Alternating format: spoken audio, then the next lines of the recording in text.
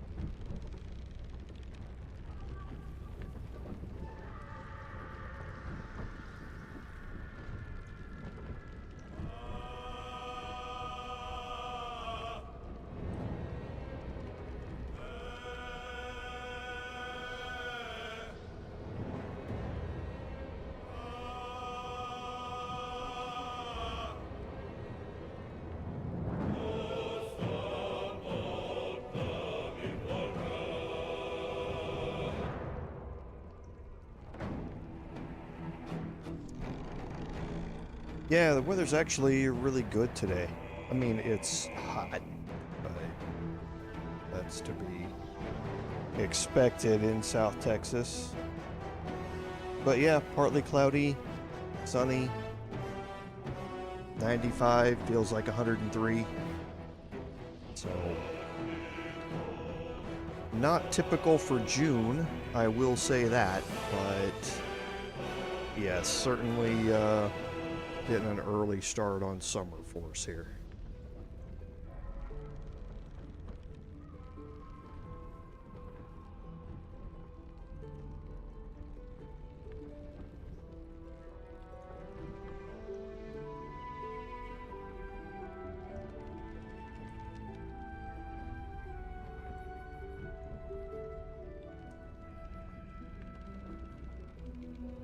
The rest of this week is going to be crap. I think the rest of the week it's gonna rain. It's gonna rain this entire week. I think. I'd have to. It's been a while since I looked at it, but I think last week when I looked at it, it was got a 70% chance to rain every day. I mean, it rains somewhere in this city every day. It's just that big, but yeah, I think it's gonna rain all week. It won't get sunny again until next weekend.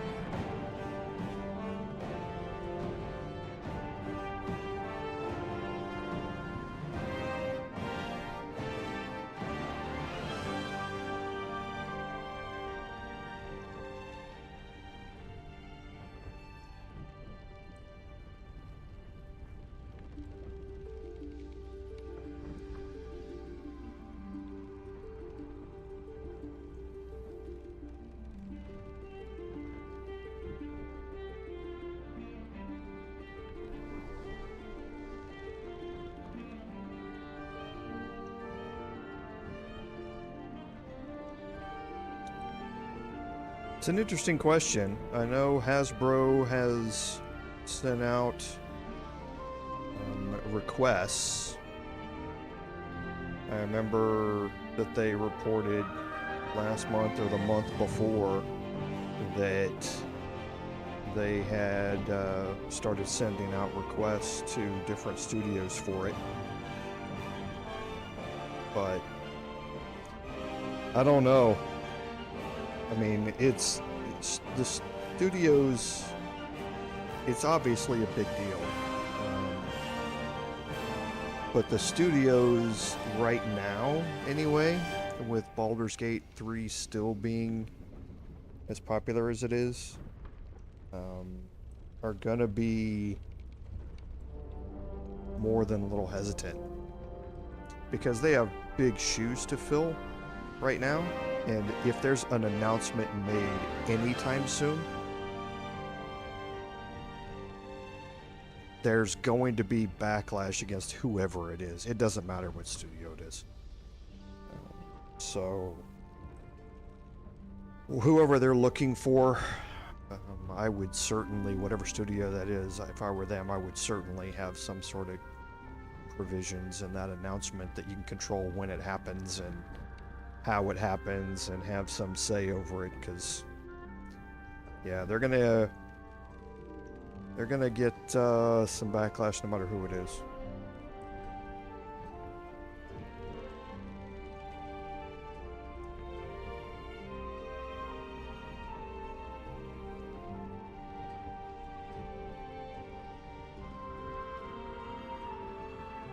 I think it's going to be real interesting to see, though,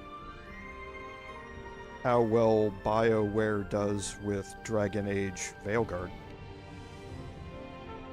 And how well that goes over.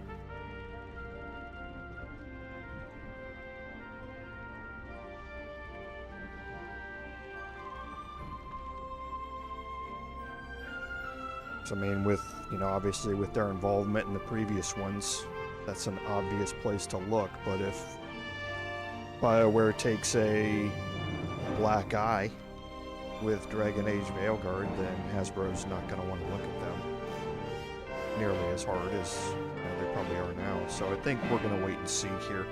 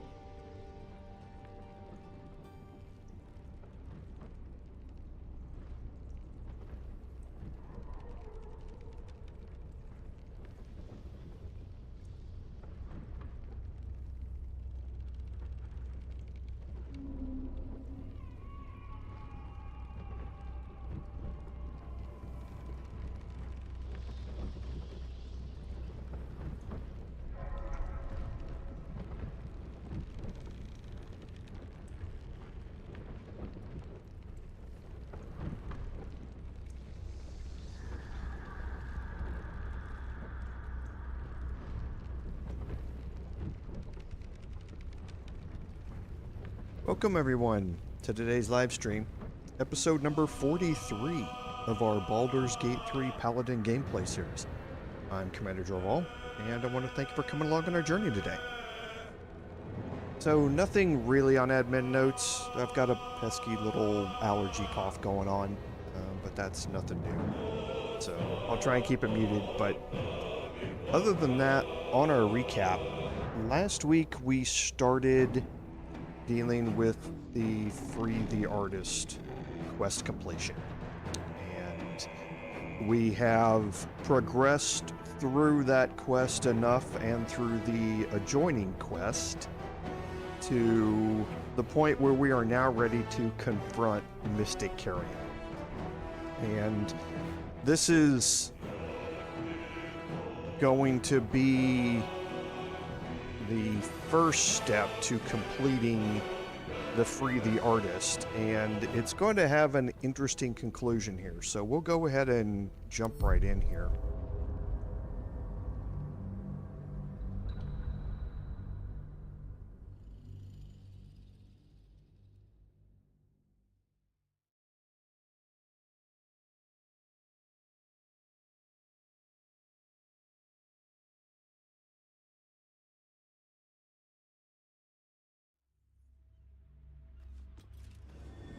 Hey Nicholas, welcome to the stream. Okay, so here we are. Just to bring everybody back up to speed, we have found all of Mystic Carrion's parts. So we have debuffed him as much as possible. I talked about those buffs and what they do and how this can make the fight significantly easier if you find all of the canopic jars and destroy them so that you can end all of his additional buffs. And now we are ready to go ahead and deal with Mystic Carrion. Once we deal with him, then that will continue the Free the Artist quest, because Mystic Carrion, as we know, was the one who was dealing with Oscar and has led to this possession here. So we're going to go ahead and jump in here, and we're going to break everybody apart. And we're going to go in here with the Starian first.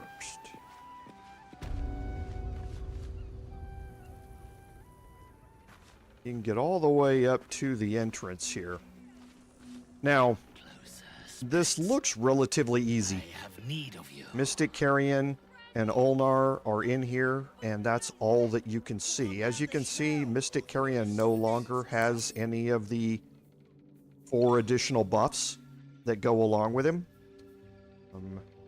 He has his regular array of things that he can do, but he doesn't have any of his other ones because the canopic jars have now been destroyed. And he is vulnerable now. He's no longer able to resurrect himself. So this is the opportunity we need, but this fight is not going to be this simple. He's going to spawn some help here, and we've already fought that type of help before. But again, that type of help has those enemies have the ability to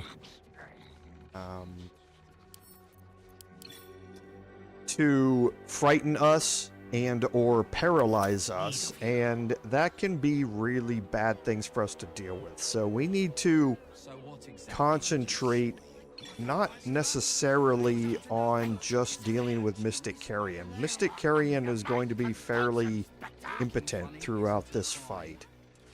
There are a couple of really bad things he can do to us, but I think we're going to be able to avoid them.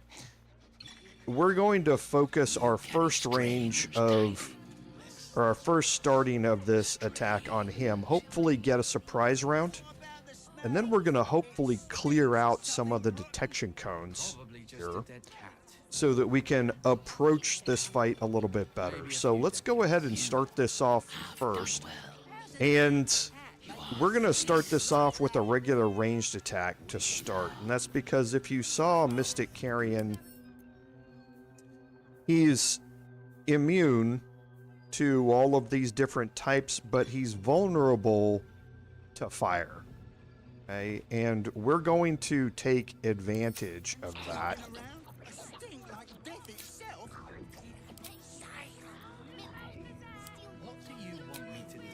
By starting with an arrow of fire. And we'll just target him directly with this and make sure that we're not walking forward to do it. And we'll start this off. Okay, we rolled a crit, which is amazing. And now you can see what has happened here. We've gotten a surprise round. He has spawned in 8 or 7 ancient servants. We've fought them before, so we know what they're like. And now that we have this this surprise round, we can look at kind of where these detection cones are coming from and kind of deal with that accordingly. Because remember, Astarion now is going to get critical hits on all of his attacks, and he's got 4 of them that are coming up here. So we'll definitely be able to remove an enemy completely. And one of the locations for that detection cone is this ancient servant here. This one is kind of pushed into the wall and isn't really looking at anything. This one is turned around facing the other way. Mystic Carrion obviously is responsible for most of this. He's facing towards this direction. But we're going to try and remove this one. This one here is facing into the corner, not a big deal for us. So let's go ahead and move into here. Outmaneuver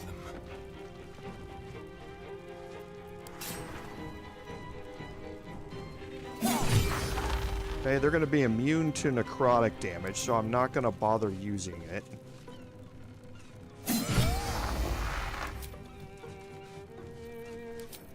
Okay, sorry, we've got 5 attacks that we can make.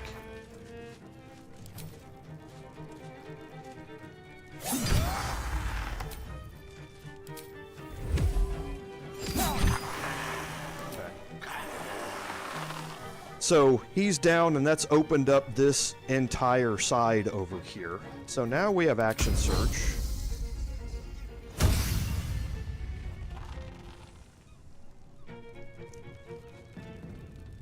And out of this, let's see if we can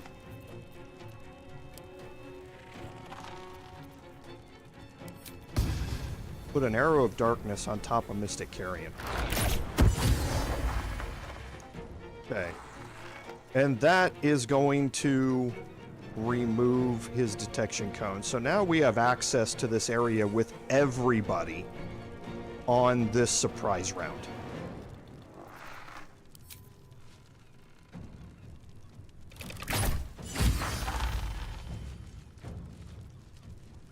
And we're going to move Astarion kind of back here into the middle. And now let's bring our Paladin in here. Breathe deep. And again, I don't care so much about what's happening back here, but we definitely want to get rid of the ghast. So we're going to start our attacks off here against Ulnar.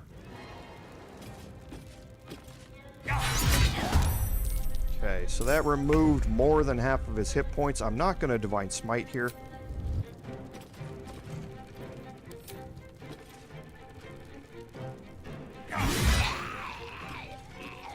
It's going to end him. And now we're going to move toward the Ancient Servant here. What path lies before me? Now this one I'm going to trip a Divine Smite.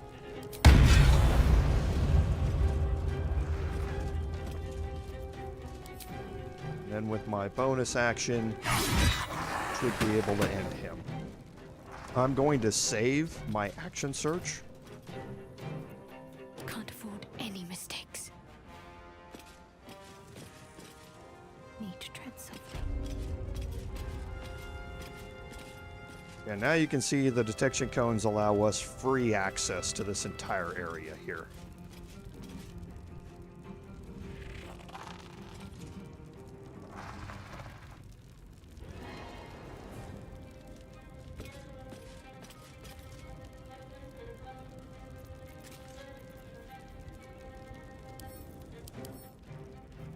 vulnerable to fire damage. Going to upcast this to level 6 for Flame Strike.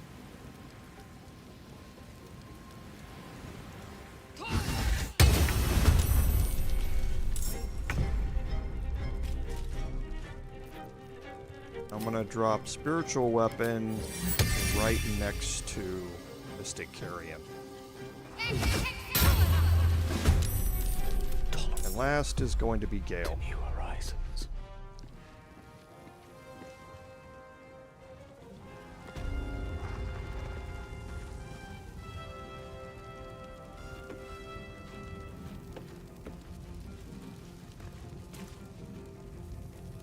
Okay, so for Gale here, I think No, I'm okay now. I'm gonna activate Adroit Caster here. That's from, if you don't remember, that's from the Gemini gloves. Cantrips targeting foes can target an additional creature.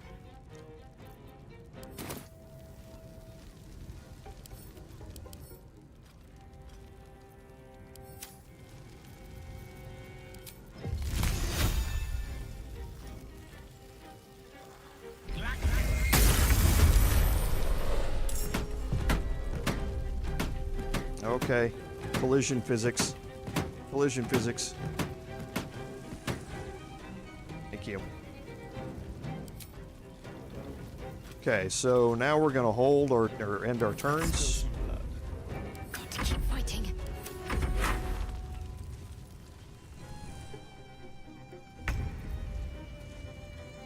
Okay, and Gale here can end his turn as well.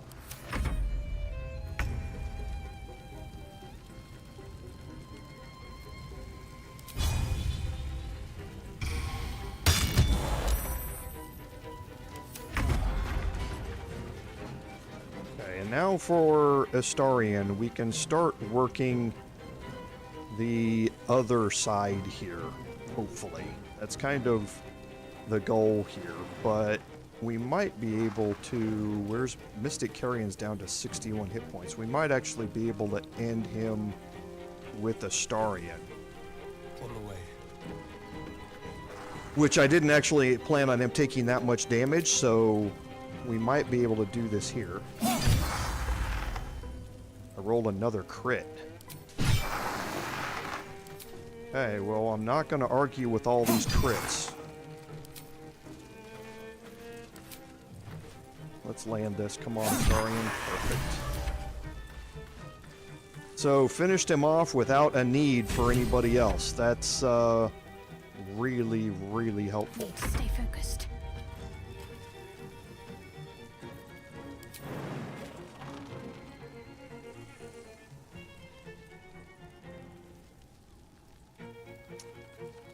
Trying to think how to play this now. I think I will do it here. Well, it doesn't really matter.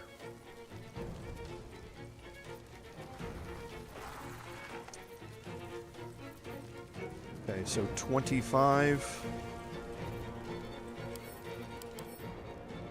Again, just vulnerable to fire damage. This would be about a 50% chance to kill if it hits. He'd be resistant because he's encrusted with frost. Ignis! 68 from a cantrip. Jeez. Oh, she rolled a crit on it. 6d10 fire and she rolled 34.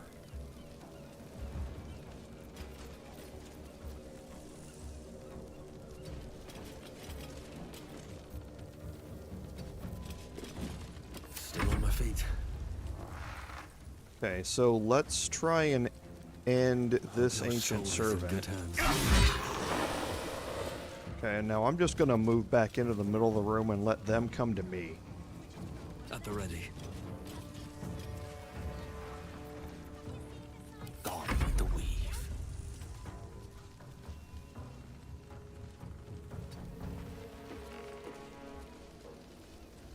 Actually, let's not Still end his breathing, turn. despite everything.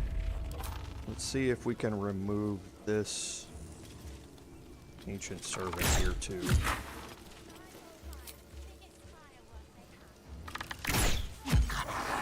Perfect. Now we can end the turn. I don't fancy And their Gale chances. is going to cast Darkness.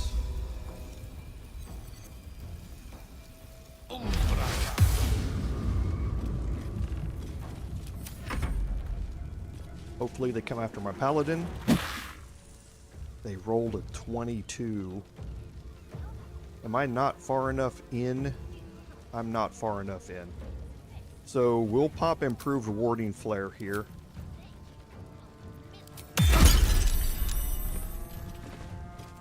Yeah, I'm not far enough into the darkness. They can hit me from there. Not that one, though.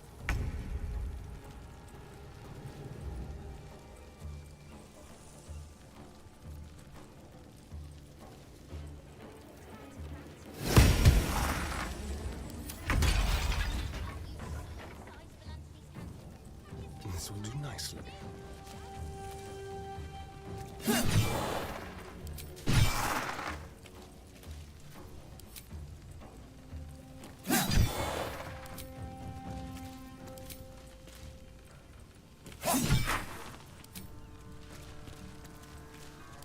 Concentrate. Since this ancient servant's out of the darkness, On my way.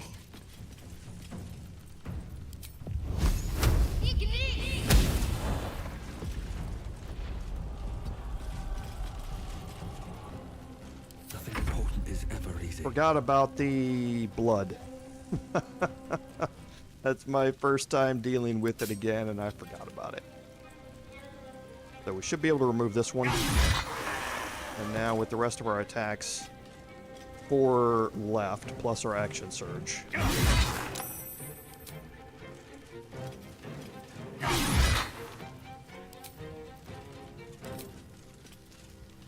Necromancy is shattered at Easy. last. I'll not trouble this plane again. So what exactly did you see? I don't rightly know. Okay, so Gale will drop our darkness, and now if you're paying attention, Walking funny isn't a crime. Let's get going. You did it. He's gone. He's really gone. I don't know how to thank you. We can finally be free. Here, please take this. I think it's valuable. And I will need it. Not now Carrion's gone.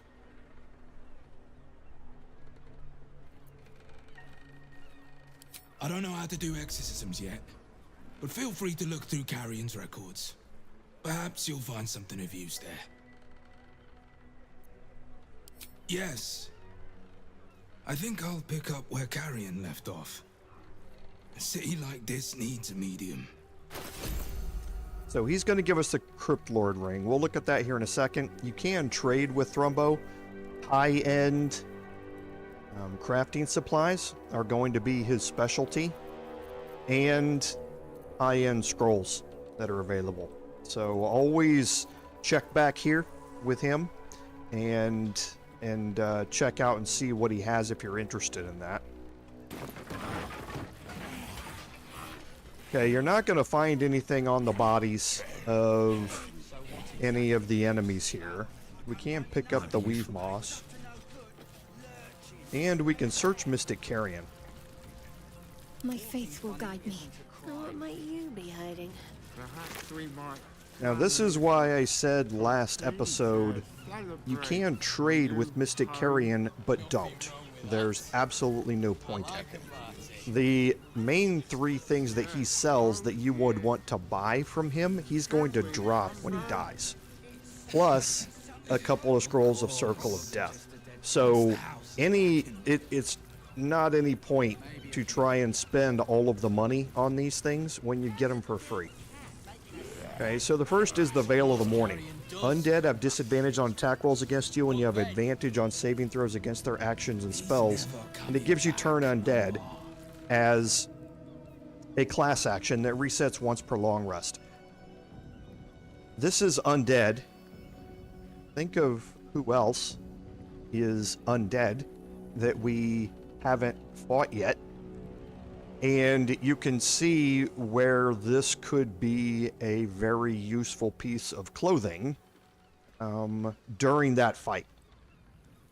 The Veil, or Hood of the Weave, gives you a +2 bonus to spell save DC and spell attack rolls.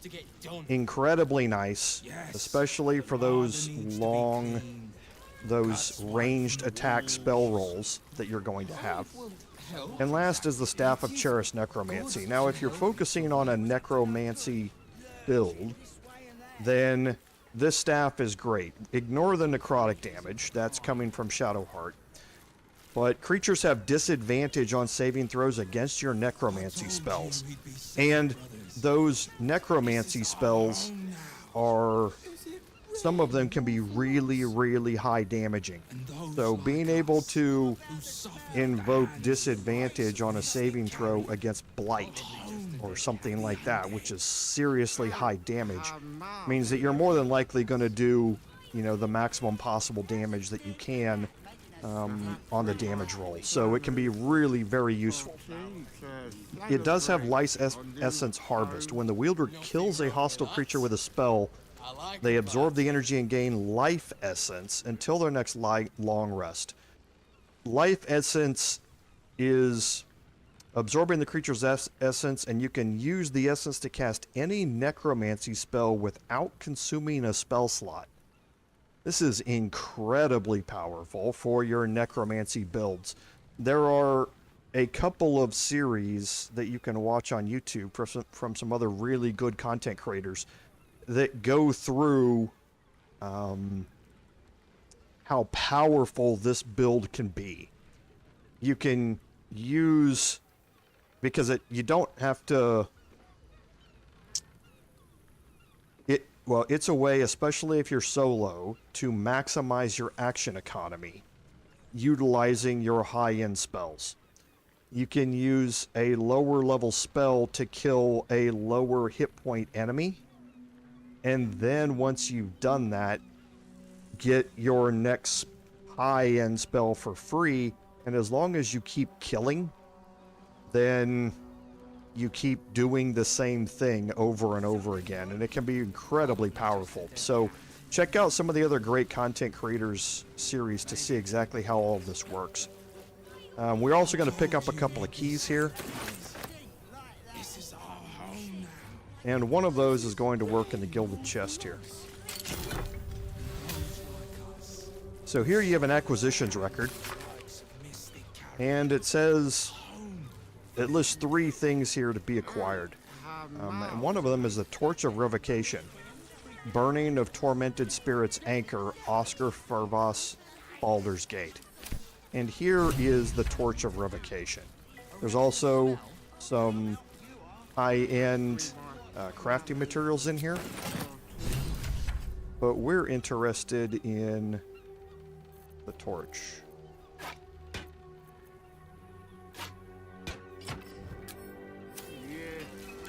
Okay, so for now, one change that I am going to make is going to swap out the Hood of the Weave onto Shadowheart here. The Staff of Cherished Necromancy is nice and all, but I don't have anybody that it's really suited for. However, I can give up +1 bonus to spell save DC with the Cative Staff to be able to cast certain spells from scrolls that are necromancy based from Gale and have them have disadvantage on the saving throws against them. So it is something that I possibly may want to look at for Gale, but not something I'm really focused on right now. But he does have the capability to dual wield staves, so.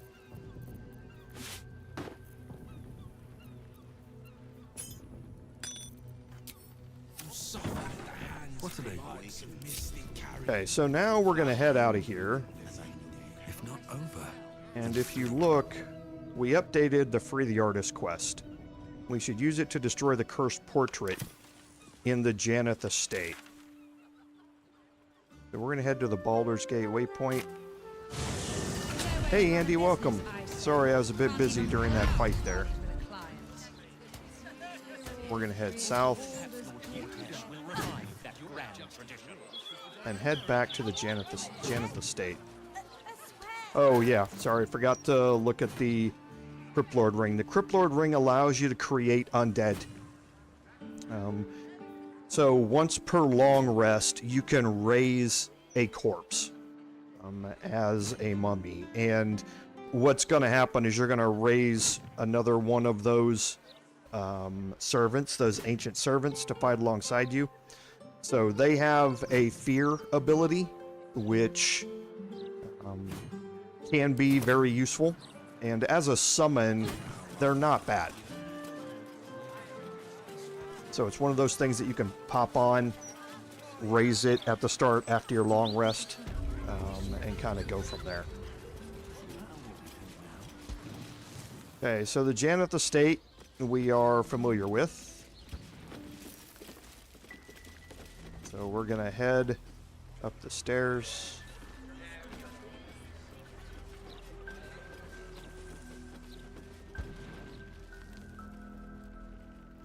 Head into this room here and then head upstairs again.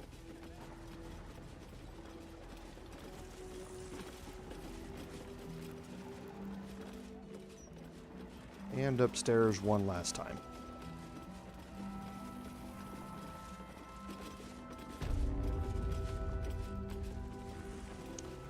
And now with it equipped, you can interact with the painting of a smiling maiden. Oscar! Where is he? Where is he? Okay, we temporarily got the harrowed condition there.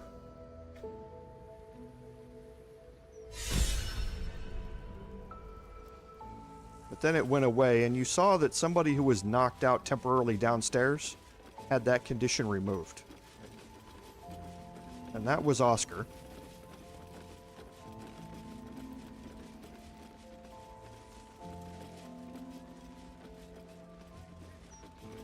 Okay, and now we have the harrowed condition. So the affected entity is psychically oppressed by a powerful ghost. It has disadvantage on charisma and wisdom saving throws. And we are going to swap this back out. And when we get in here, Lady Janeth is now knocked out, but Oscar's awake.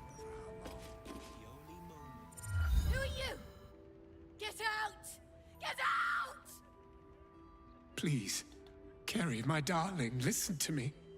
You brought me here. You did this. Do not interfere. He's coming home with me.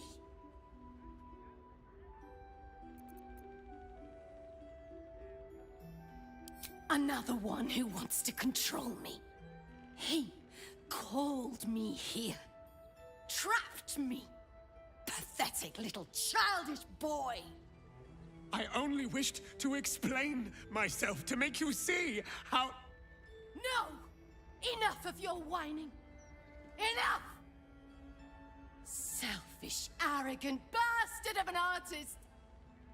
I wanted to be left in peace.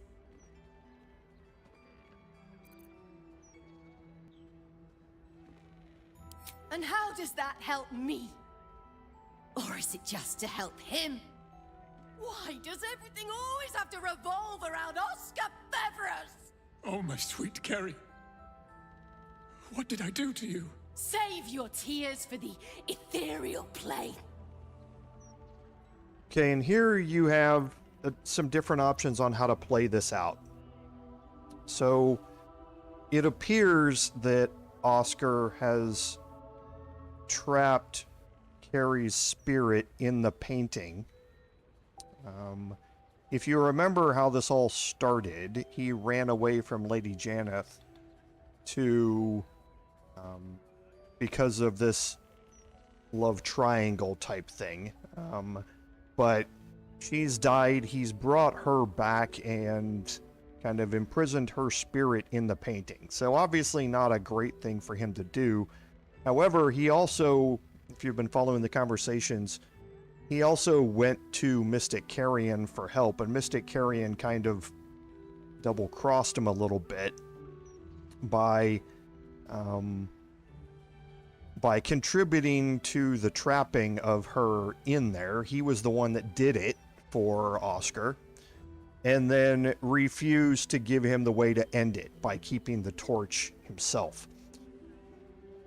So there's not really a great solution to this, any way that you do it. The only person who's fairly innocent in this whole thing is Lady Janeth. And that's the only difference in how these two things play out. So if you leave Oscar to his fate, then Carrie's going to kill Oscar. He's going to leave behind a ring. Lady Janeth is going to be upset about the whole thing, and Carrie's going to leave. If we attack, we can fight and destroy Carrie. It is a somewhat difficult fight at this level, at her level, because she's also going to spawn in some additional help along with her, and that would destroy her. She's obviously a victim in this as well. So at the end of the day, it seems like everybody is at least partially a victim from a role-playing standpoint. And the only two people who really have no part in it whatsoever are Carrie and Lady Janeth. So we're going to do our best to save them both. And to do that, we're going to start with the persuasion option here. Okay, so we've got a total bonus of 12. I'm just going to let this go without any additional bonuses for now.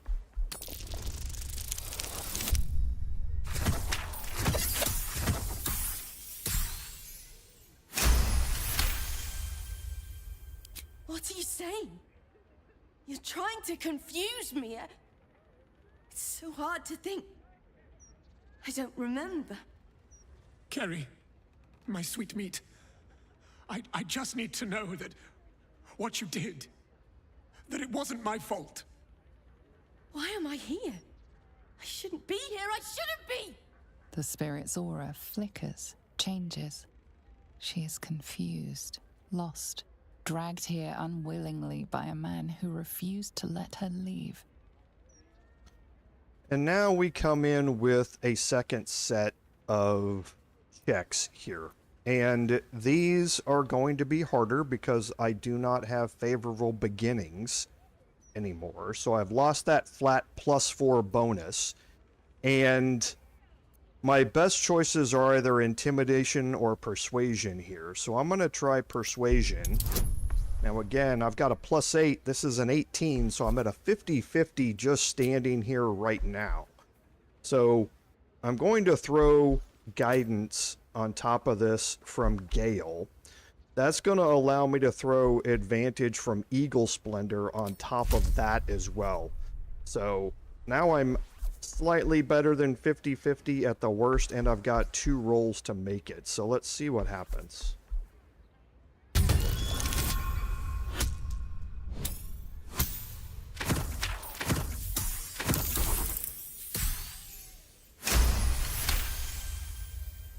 Fine. If Oscar wants the truth, he can have it. We were a fling, nothing more. My decision had nothing to do with him. I did this because I was so fucking sad. All the time. Oscar finds it easier to imagine a world where women kill themselves over him than one where they have their own bloody problems. I'm sorry, Carrie. I had no idea. But I was truly not to blame. No, you weren't. So you and your poxy paintings stay away from me! We're done, Oscar. Over. Now let me rest in bloody peace. Okay, so that's going to remove the harrow God, what a condition. mess I've made of it all. My sweet Ferelia. I've been a rotten fool, haven't I? And yet you never left my side. It will take more than a ghost to scare me away. Though I wish you'd come to me sooner.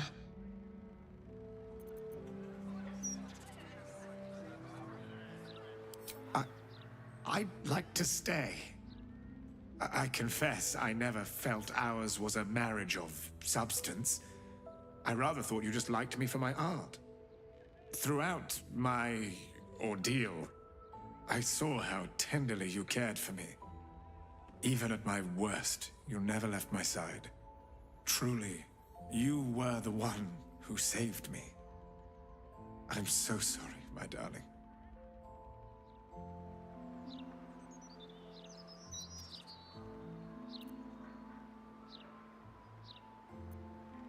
A debt I'll spend a lifetime repaying. As for you, my noble friend, our account can be settled far more quickly. Come upstairs to my atelier. I promise you'll leave with something priceless. Immortality. Okay, so he's going to leave and head upstairs. We can talk to Lady Janeth as well. So, first you save my husband, then you save our marriage. I can't tell you how grateful I am.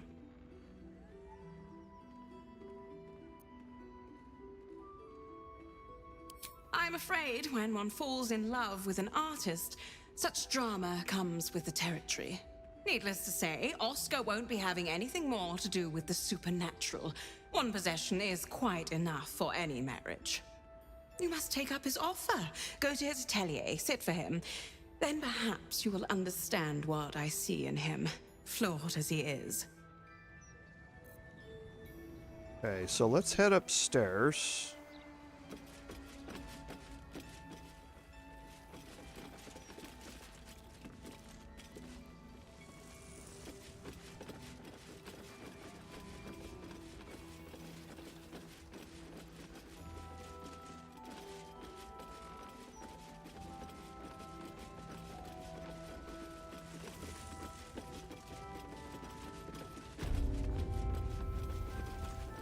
And You have my attention. Let's move. let's clean ourselves up a little bit. Here he is, the hero of the hour. Brushes are oiled, the canvas prepped, and you... well, you're comfortable. That's the main thing. So, shall we begin?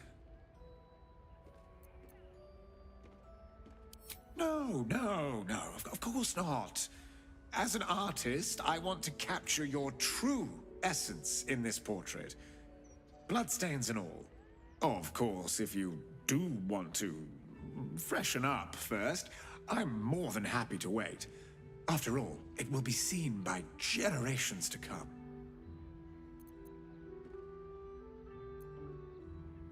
Nothing could be simpler. Let's begin, shall we? And voila!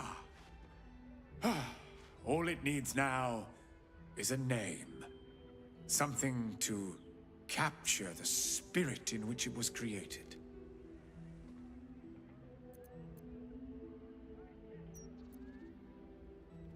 Certainly the defender of artists.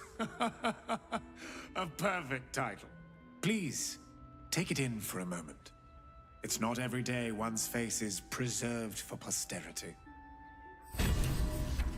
Okay, and that's going to complete the quest. And here in a second, we're going to see that we've received an item. Okay, so that's moved the completion of Find Mystic Carrion down here, and Free the Artist is now complete as well. So looking at our inventory, we have a new legendary item, the Mighty Defender of the Arts. If you right-click on this examine it, you can't see anything about it. There's been a lot of discussion as to whether or not this is intended or not, and whether or not they had trouble getting this to, you know, like the portraits here change depending upon armor you're wearing and things like that, whether they could get this to work right or not in here. But yeah, you can't see it or anything, but what it's really about is the fact that it's worth 1,500 gold. So when you go to sell it, it's worth a pretty amount of money if you want to sell it. I don't need it. I'm going to keep it for now, but that's it. So you can talk to Truly, my finest work yet. Oscar, and he just says that it's basically done. So if we head back down, and I want to try something also here. Everything is still marked steel inside the estate, by the way.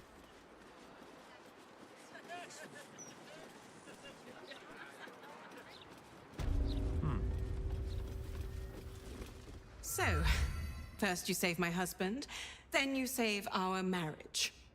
I can't tell you how grateful I am. I wouldn't dream of rewarding such bravery with gold. Besides, this is Oscar's debt to settle. The painting he offers is worth far more. One day, it may be priceless. He will go on to great things, thanks to you. Please, go to his atelier. Sit for him. You won't be disappointed. Okay. So there are 2 other items that you can receive from this, depending upon how you play it out. So the first is they are both, him and Lady Janet are wearing rings, and the his Oscar's ring is if you side with Carrie, or if you if you fight with Carrie and then tell Lady Janet that what happened, that Oscar was the one responsible for all of this, then Oscar will drop a ring called After Death Do Us Part. And that ring is, it basically, when you're downed, it's like an improved death ward. So when you are downed, you come up with half of your hit points instead of your full hit points. However, it comes with a price, and that is, it comes with a shadow possession condition, which means that once you put it on, you're going to attack the nearest creature, and your weapon attacks deal additional necrotic damage, and that could be friendlies as well. Lady Janet, will then give you her wedding ring, which is Till Death Do Us Part. And this is a ring that allows you to cast Beacon of Hope. Beacon of Hope is a spell that your allies are going to regain maximum hit points whenever they're healed. They also have advantage on wisdom saving throws and death saving throws. So the Till Death Do Us Part ring is, you know, somewhat useful, but again, something I'm not really going to, to sacrifice this ending to the quest to get. If you let Carrie kill Oscar, you're going to get his ring After Death Do Us Part as well. But those are the only 2 ways to get those rings, is by basically either fighting Carrie or allowing Carrie to take care of Oscar. And neither one of those I wanted to do from a role-playing perspective. So that's going to finish off the Free the Artist quest, a quest that we've been carrying around in our quest list ever since Act 1. in the Zentrum hideout by Joaquin's Rest. So a good way to see the conclusion to it. So,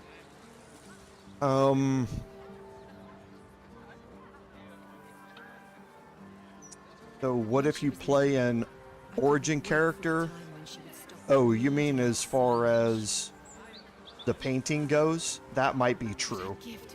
That painting might be more reflective if it's an origin character or something. I'm assuming that's what you're talking about, Lord Henry. But yeah, I've never seen that painting at anything other than a sideways on version of it. So what do we want to do now? So I spent a little bit going through the quest list here, and we can complete the Find Dribbles the Clown quest. We've been carrying this around ever since Rivington, and so far we've gotten his torso and his hand. That means that we've got 5 more pieces of him that we need to find, and most of those are straightforward. We got the torso from the open hand temple. We got his hand from the circus itself. So let's go ahead and start tracking down the other pieces of it, and we're gonna start with his arm. And his arm is, we're gonna go to Heapside Strand. No,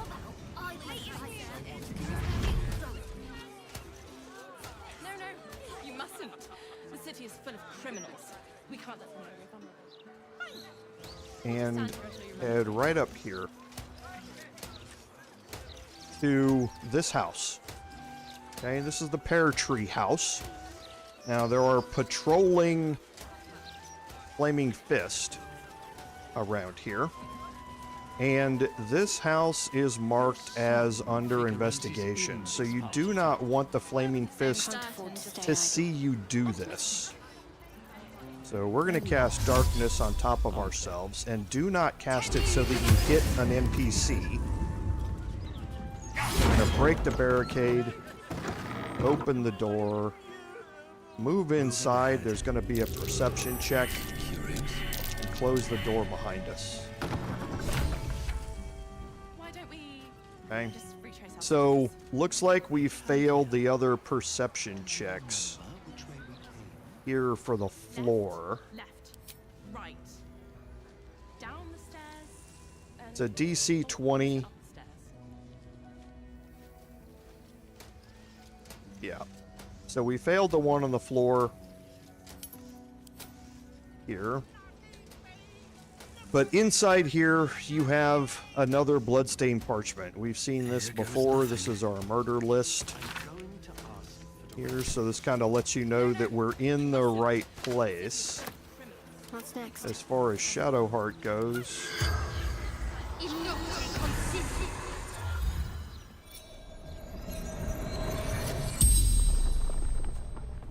The corpse regards you lifelessly.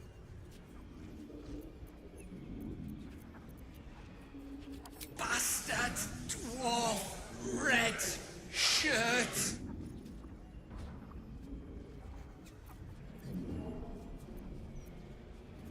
Making me soup ruined now.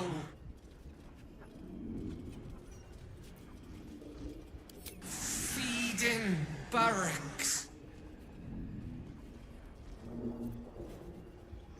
Limbs locked up and hand cut off.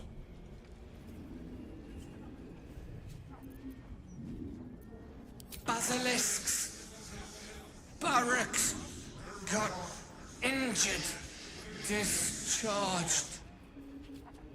The spell's power wanes.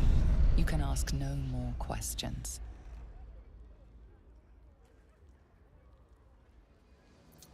okay, and we can loot a few things in here. I'm going to ask for directions. No, you mustn't. nothing really of Criminals. We can't let them know we're here. Fine. We'll just stand here until you remember the way, shall we? much importance. But here is Pear Tree's hatch key.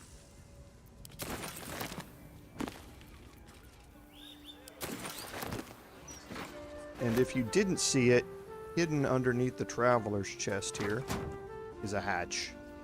Shouldn't have wished to Now, live more interesting I times. can't remember. We're going to go down here one at a Same time. certain, just...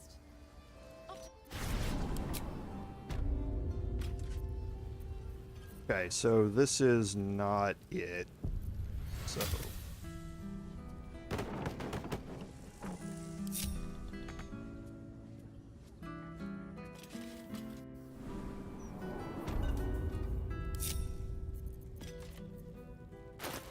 And I want to swap out to the Sentinel Shield for now.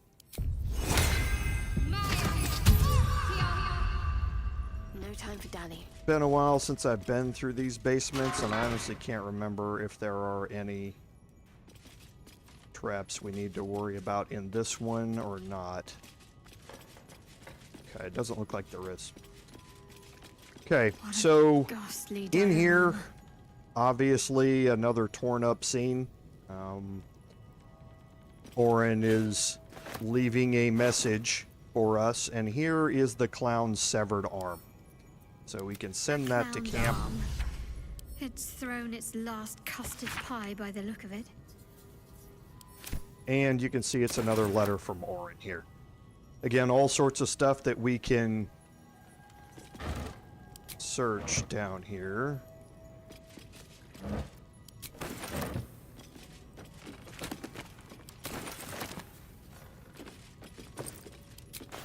And there are some books on the tables that are fairly interesting. This talks about Lord Gortash wanting to surveil everybody. So you learn that kind of what's been happening in his... You learn more about his rise to power, I should say. He was basically blackmailing a whole bunch of people, Worth a rummage? using his surveillance to do it.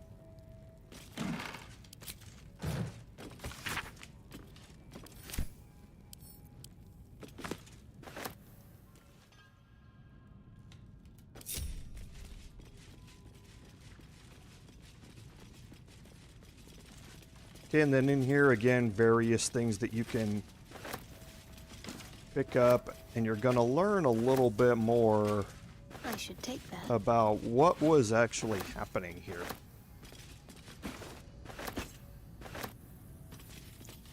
And you see a couple of letters. So my gratitude here.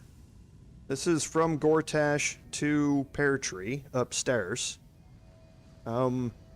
He was doing something for Enver Gortash, and Enver was paying him for that.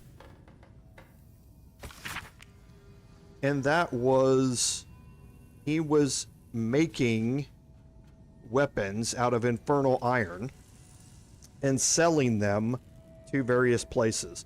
The Knights organization, the Knights of the Shield, that the Emperor was a part of, appears to be collapsing. However, this is more than made up for by shipments to our new contacts in Am. This is, well, it's not just a reference to it. It's a Forgotten Realm. There's a bunch of Forgotten Realms lore about Am, but it's also a reference to Baldur's Gate 2, The Shadows of Am, which was the original base game that was released. So another Easter egg throwback to all of that sort of stuff. But yes, he wasn't just making soup and that sort of stuff. He was making weapons for Gortash to sell. Okay, and don't forget to take the black diamond out of here. Let's see. And the key, I know the key's in here somewhere. Oh, it's under the floorboards upstairs. That's right. I failed a perception check on that to get the key Someone from there. upstairs.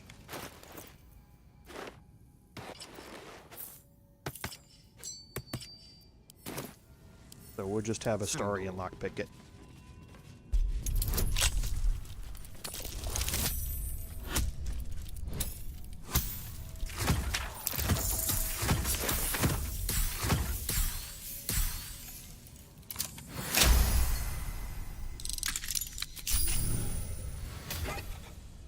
And here you get a couple of +2 items, short sword, half plate, as well as some soul coins. Have a lot on my mind and, well, in it.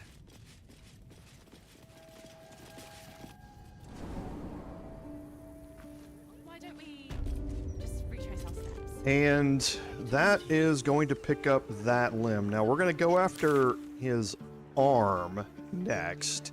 And for that, we're going to head to the lower city central wall. See the mouth every day. With haste. This edition, more absolute scare. Can't do it without him. Another one who can't take a bit of hard And right here work. is Lavernica's house. First one to give up before. Now, Lavernica's house, the door is not red. It's not a restricted area. With pleasure.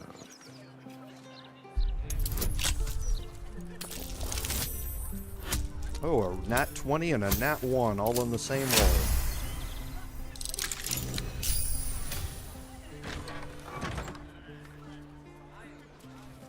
And now in here is a scene of carnage.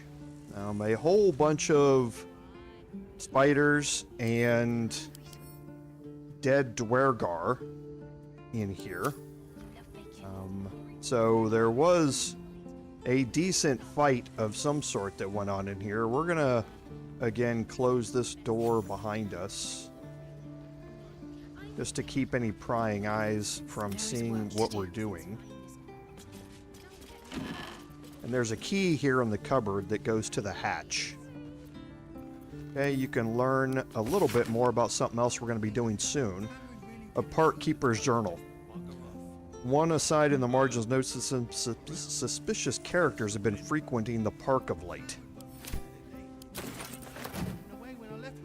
Okay, and now I'm going to break my group again, and I'm going to have, because again, I can't remember which one of these is the one I need to deal with this on.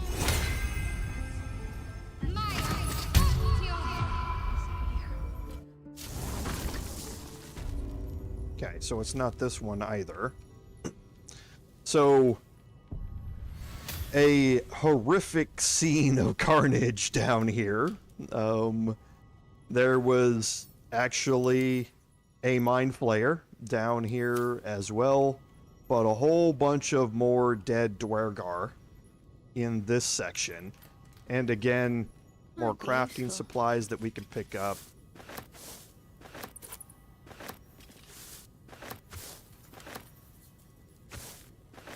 More weapons sitting around.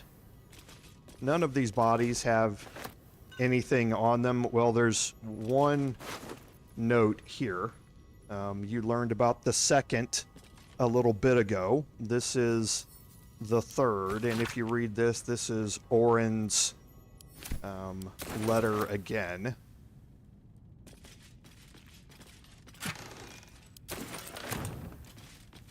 Why arrange And now the in dead here- like so? To intimidate us? You kind of learn that what's been happening here is she's been creating effigies to Bhaal here. And that's what all of these are.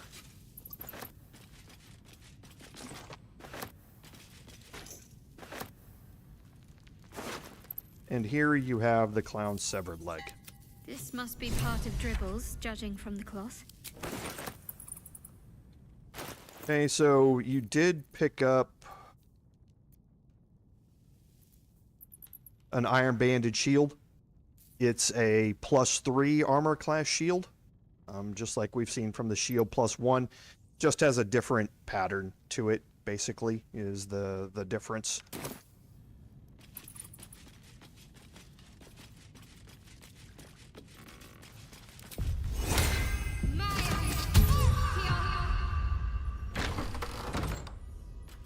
don't think there's anything in here. Yeah, there's not. Okay, you can search all of these things, but again, you're not going to find anything. There is a whole bunch of stuff that, again, you can pick up and sell, kind of like as what we've done, but that's really it.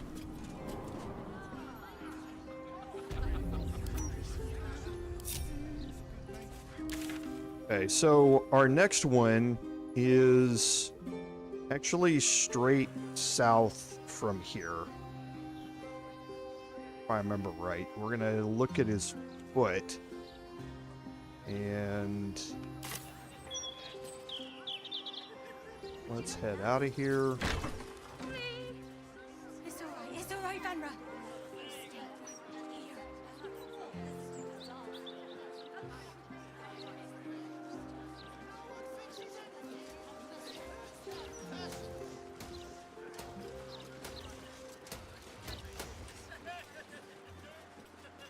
Okay, and here's Rainforest Home. Now again, the door's red.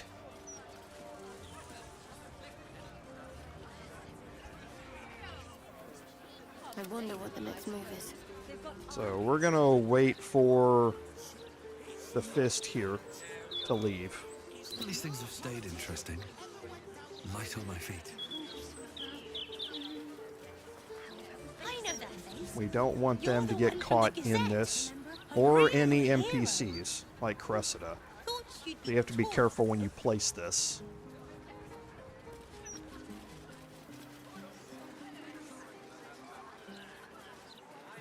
Okay, hurry up and leave.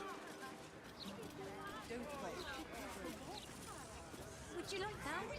Mommy, They normally don't just stand there indefinitely.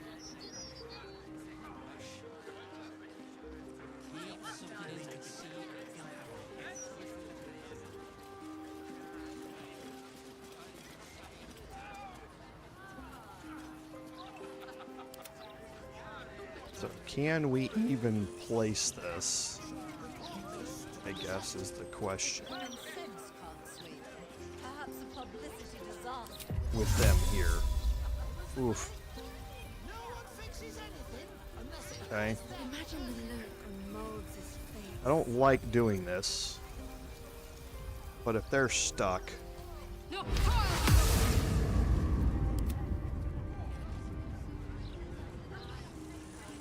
Am I in darkness?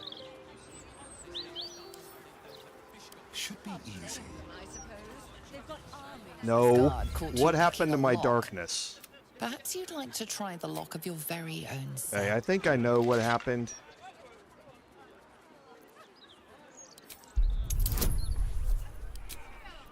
I think I know. And it's a stupid thing about the game.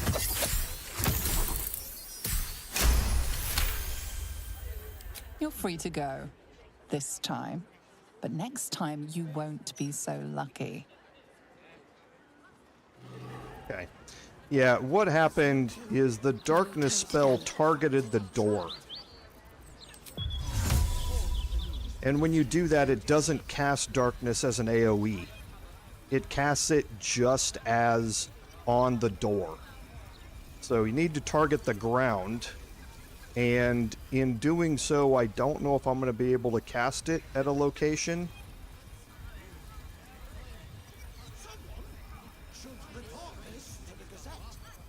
Maybe right here. That's getting really close to her. Let's see if I can get them to move by conversing with them. Greetings, citizen Fluffington. I trust you are enjoying the city. How much farther can I go? Okay, I've never had this happen before.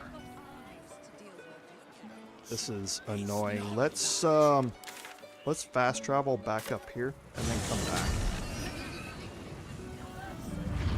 See if that resets them. We shall bloody you. This job's a six-hander. When they drop out a render.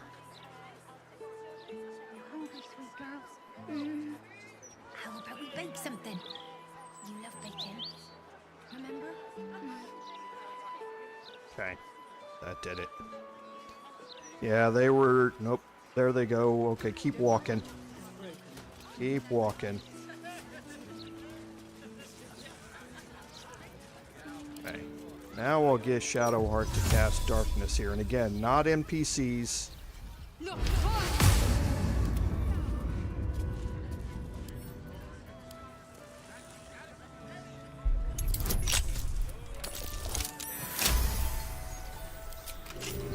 No one back home will ever believe this. imagine the look and mold this.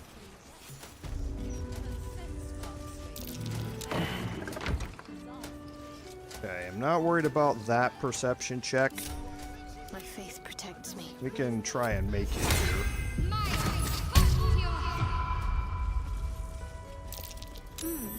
What's that? Okay, and that's just highlighting another bloodstained parchment over here.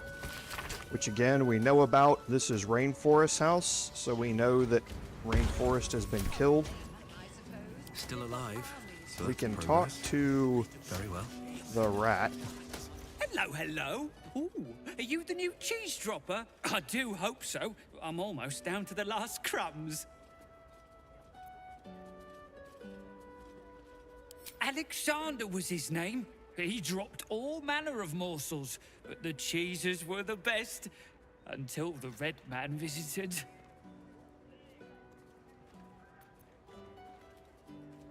A person who drops cheese, which I eat. I guess ask stupid questions, get stupid answers. A dwarf, all dressed in red. He smiled and held Alexander close, and then Alexander was shouting and struggling, and soon he was all dressed in red as well.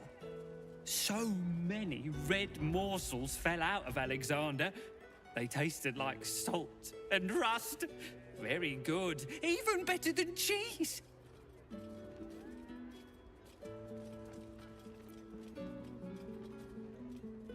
A way to make more people red and to spill their tasty morsels. Go away now. Your delicious scent makes me crave your morsels, but it would be rude to bite you. Okay, so a gruesome end These boots have seen everything. to Alexander Raintree. We can follow the blood up the stairs.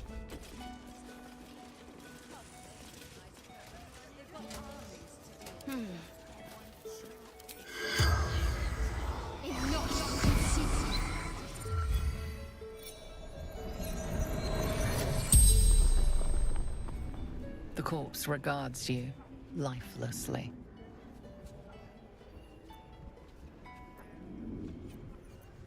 The corpse remains silent. It does not know. He was short, dressed in red.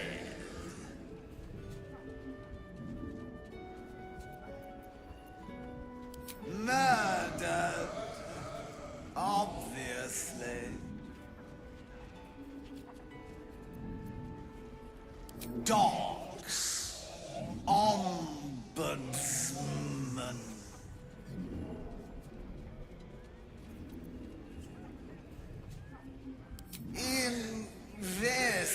Investigating odd records. The spell's power wanes.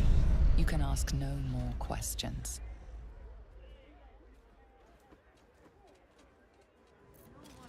Okay, so searching Alexander here. Okay, nothing here. There is a cheese record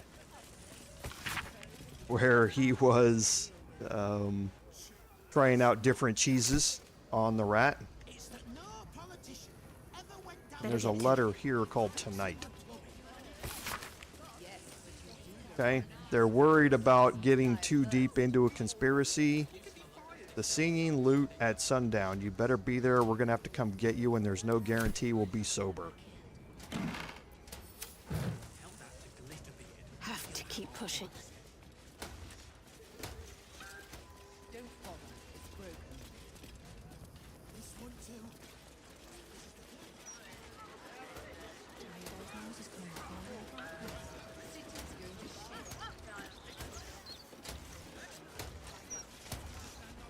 Okay, and now this hatch, definitely want to separate everybody out. I'm going to have my character with the highest perception skill. And again, we've equipped her with the Sentinel shield, so she's going to have advantage on the perception checks. I'm going to give her guidance as well. Not for communal use, it seems. Oh, come on. Let's show some respect. Or some more cunning. This is crap.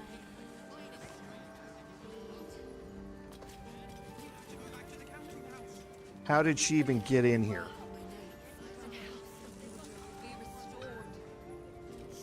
Okay. Yeah, things are just horrifically bugged here. I have no idea why.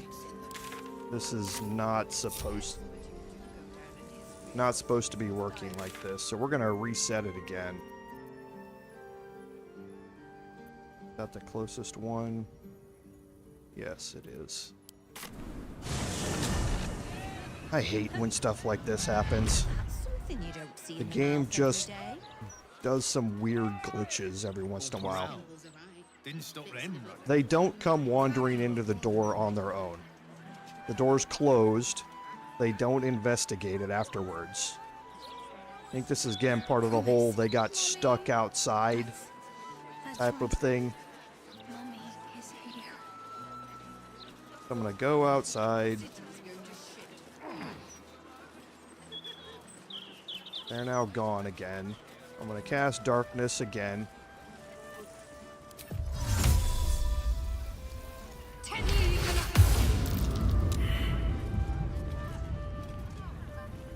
Nope, they're all in there.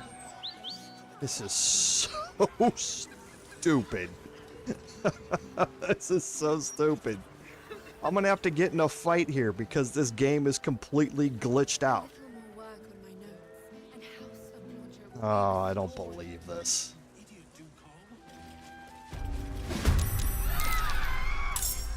What is this? What is this? It's not even them I'm getting in a fight with. This is so...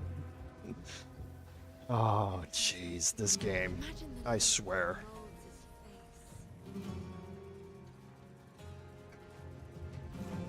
Okay, so I can't get past any of them.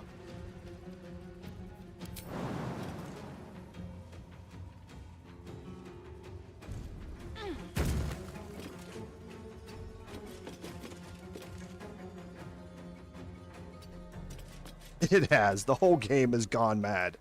No choice but to keep going. Very well.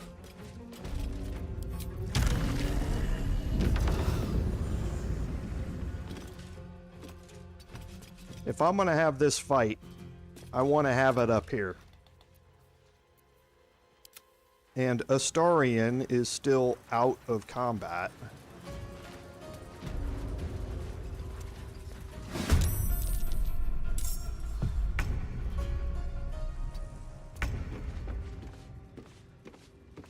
This way. Can't give up.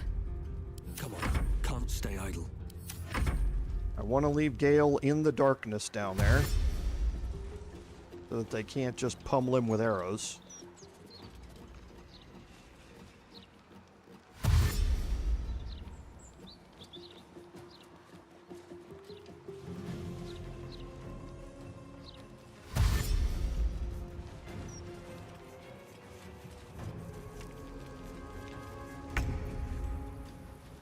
And now Gale is going to...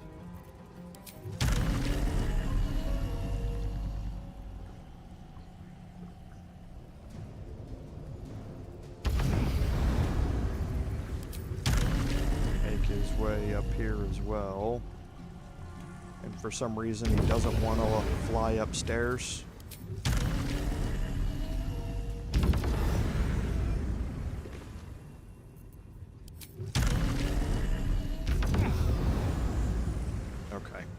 So now everybody's up here. I want to have this fight at the top of the stairs.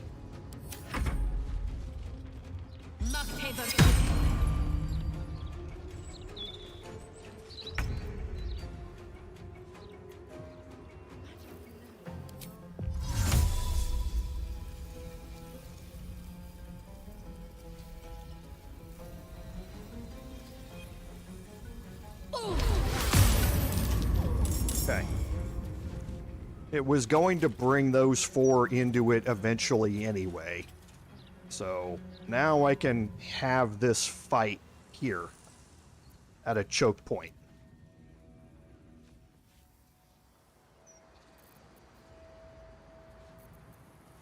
Shall we dance?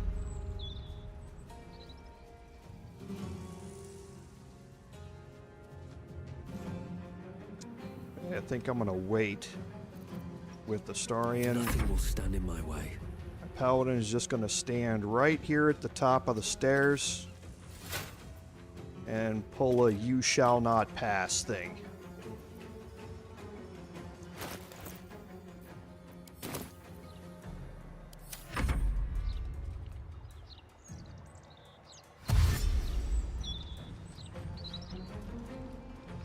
They're so bugged out, they're not even moving toward the entrance. A little more work on my notes, and House of Blodger will be restored.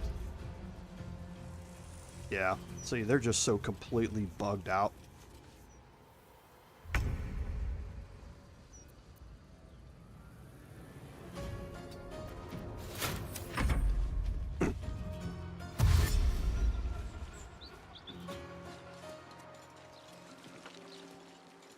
Imagine the look on Molds' face.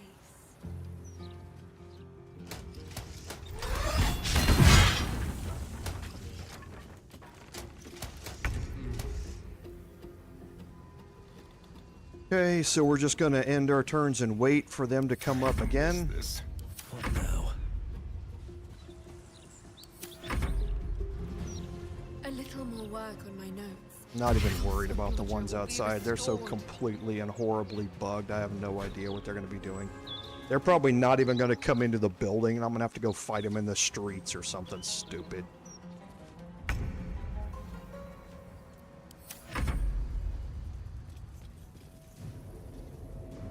Rolled a crit.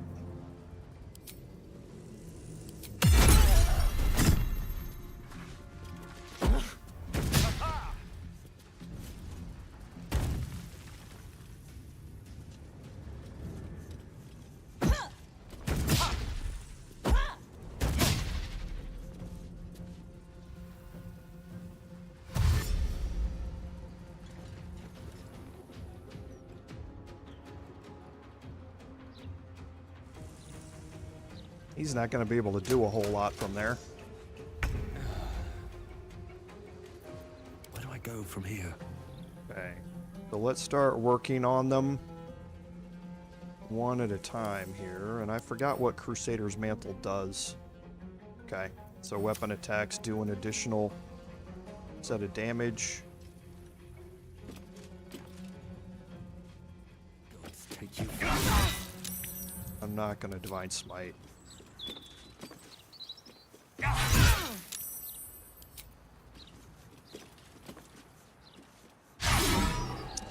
Thanks for the nat 1. Appreciate it. My faith will protect.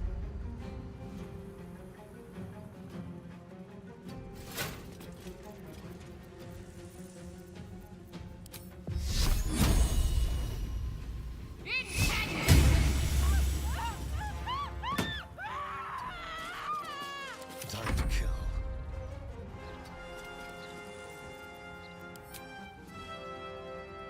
Oh, yeah. Can't do that from here.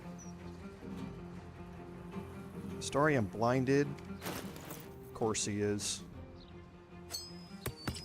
I forgot to change his gear out because I wasn't expecting to have to go fight in this. Make it hurt.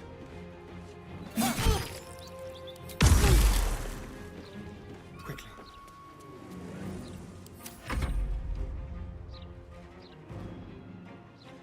Gee, so horribly bugged.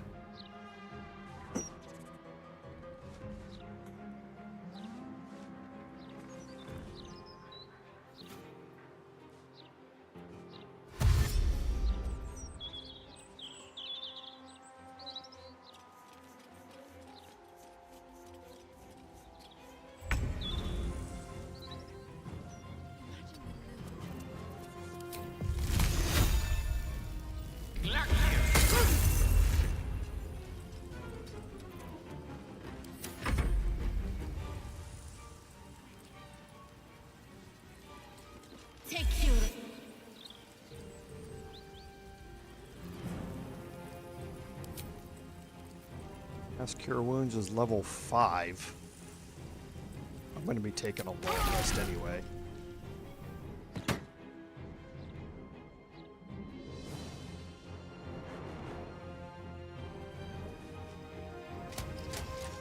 Now we can come up.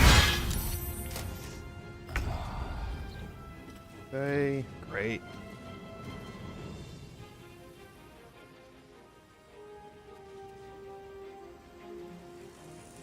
How about we...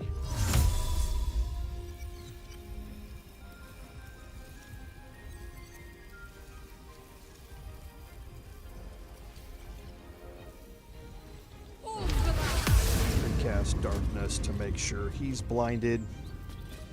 Let's turn someone inside out.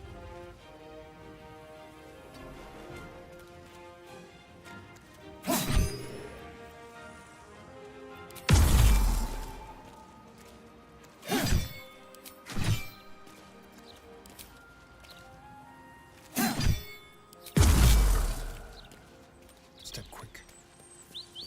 Never a dull moment.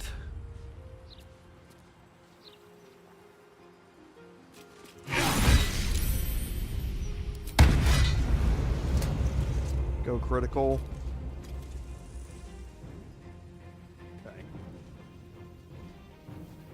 So we want to hold off on him going critical.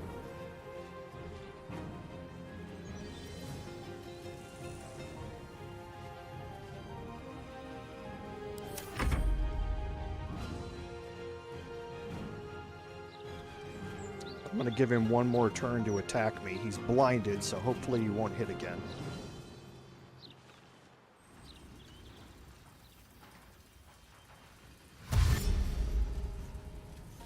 Oh, he came in here. What do you know? You know, throw something at Astarion? Okay, no, you're going to stay downstairs. So I'm going to move Gale out of the way. It shall be done.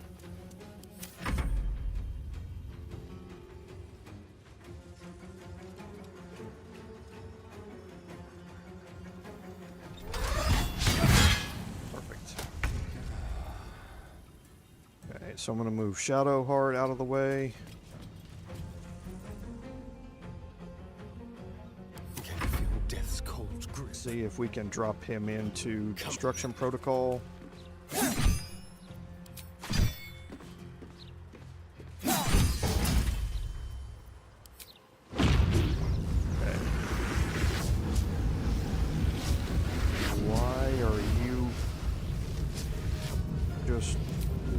On the stairs? What is this? What is this?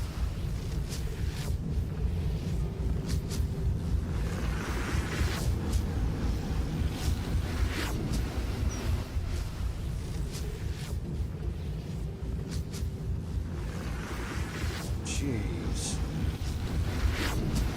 All right. Let's move.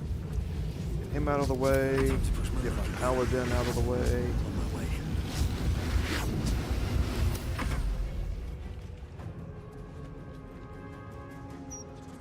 Attack on Gale? From where?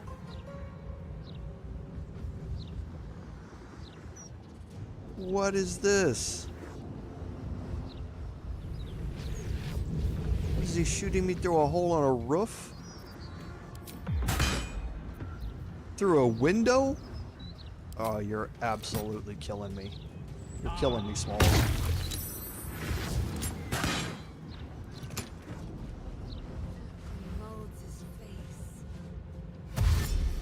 Whole bunch of stuff I have never seen anybody do before.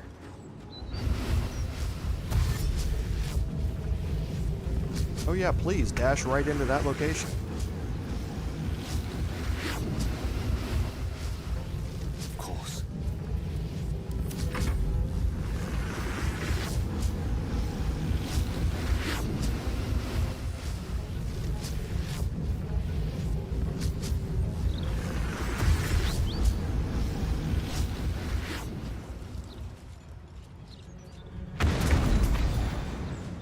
That took out the one below me.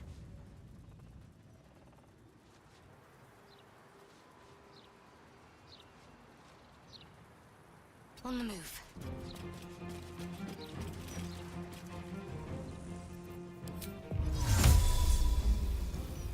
We're gonna cast darkness here right on the door.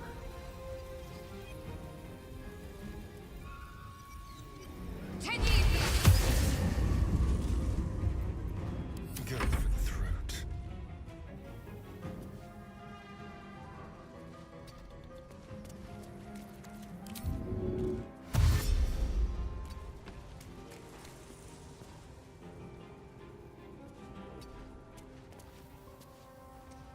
Yeah, I guess the best laid plans of mice and men, sort of thing.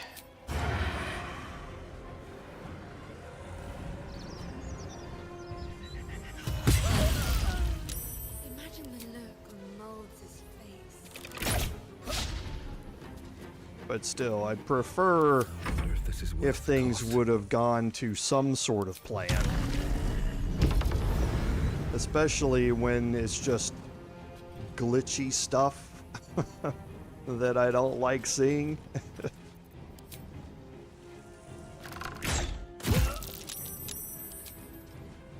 I mean, because that was purely a glitch. There was nothing gameplay mechanic about any of that. I'm going to move back a little bit, just because I'm not entirely sure the range of a couple of these, of the polearm user. If there's still one left. Oh, there's not. There's just two archers. Oh, here we go again.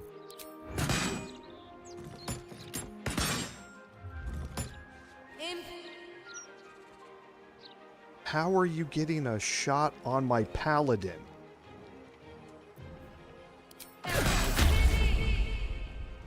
What? He's inside the darkness. This whole thing is so glitchy. It's crazy. The game is like, I don't care about mechanics anymore. It's like, nope. I'm doing my own thing. With ease.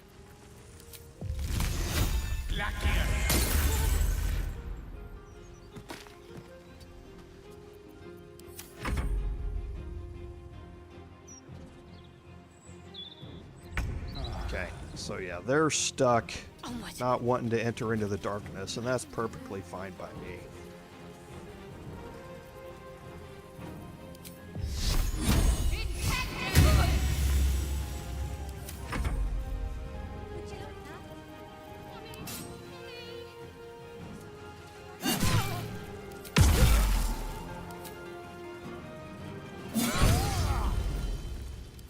Nice crit. And where's the last two? They're sitting over here. Another fight. Let's go. Alright, so we'll just pop out.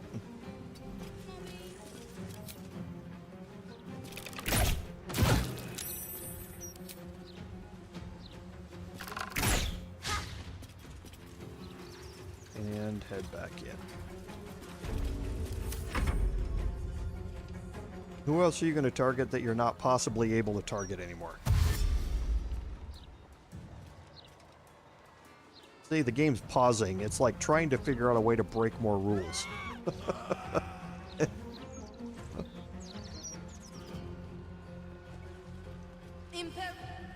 Yeah. I mean, here we go. There's no line of sight there. Even through a window, there's no line of sight there.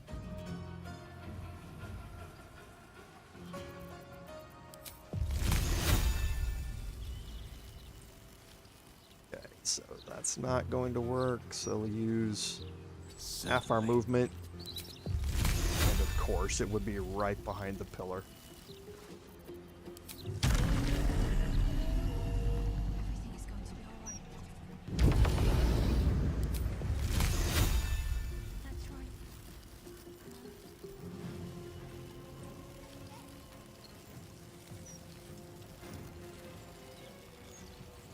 What does cannot reach mean? I have no idea.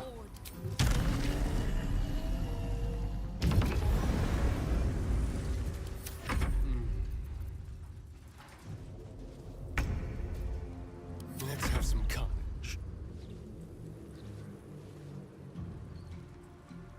Keep them guessing.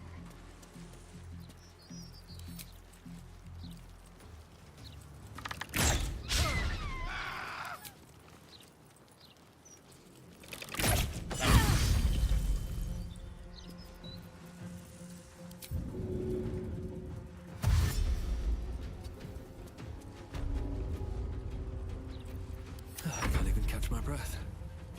Can't slow down. A little more work on my notes, and House of Blodger will be restored.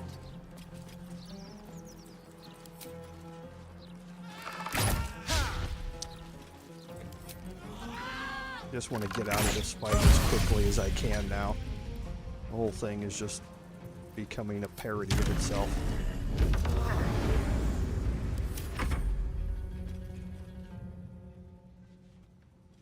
Imagine the look. Where are you? Please tell me you got in range to be able to shoot somebody from there.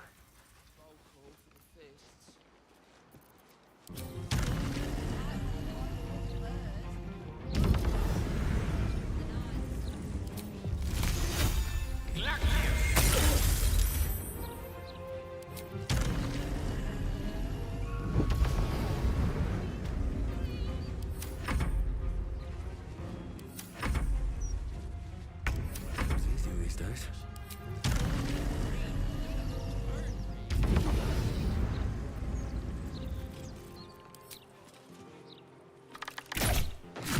Okay. What path lies Absolutely ludicrous.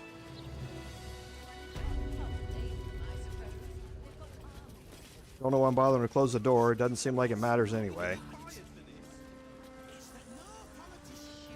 What am I to do? Okay, so as I was saying,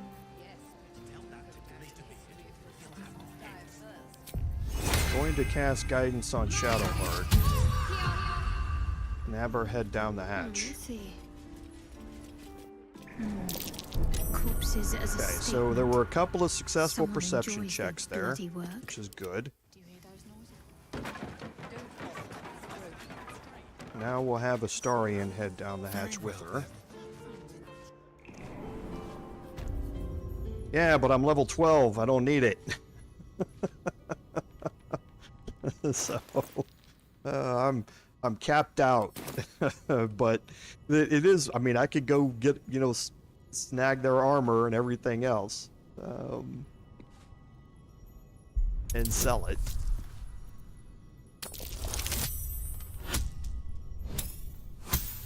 But still, for no reason whatsoever, having to go through all of that is just a thing.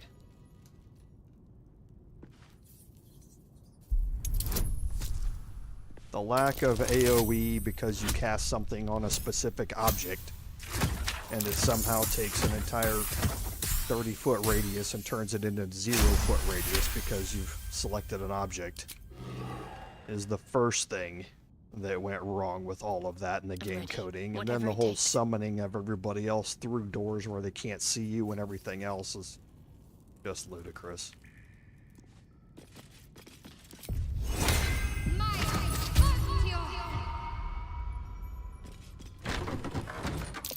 Just avoid that trap. Okay. Careful. So we perceived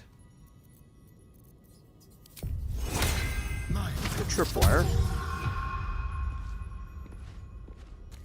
Oh dear. Someone's left a trap house.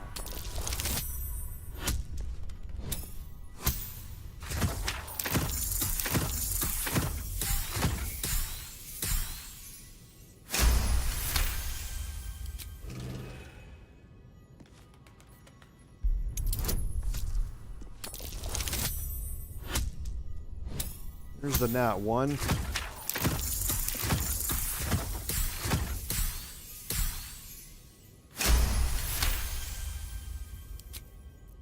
I'm ready. Okay, and last.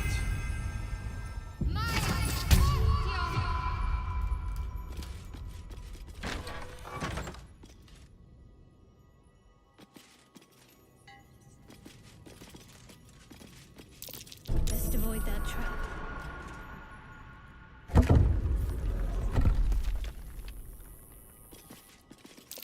Trap.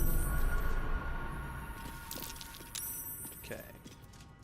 And that should be the last set. Step lightly. There are 3 sets of blast mines and tripwires. The tripwires just set off the blast mine, so if you don't detect the blast mine, you can still disarm the tripwires and you're fine.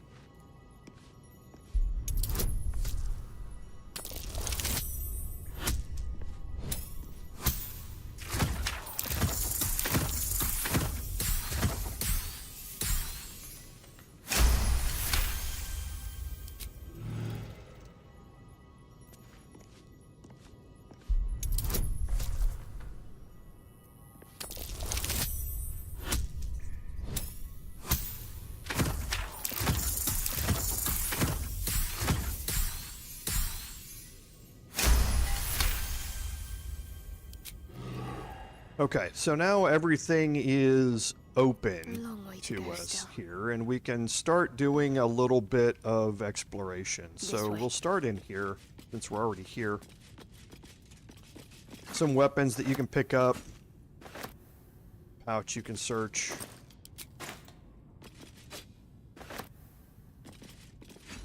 Rainforest chest key. Does not go to this chest.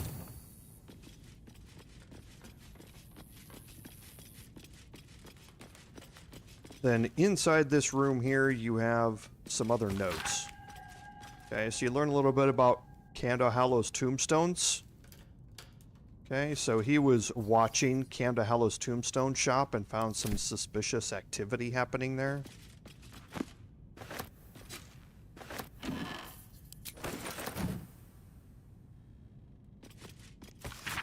And then again, you learn some more about the whole Bhaal spawn crisis, and Saravak, who was the main protagonist of Baldur's Gate, so of the original games.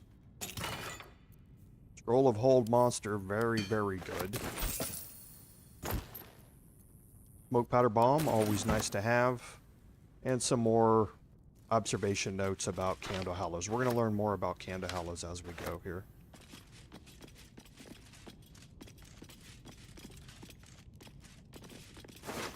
No Speak with the Dead available on either of the Dragonborn, and here you find the Severed Foot.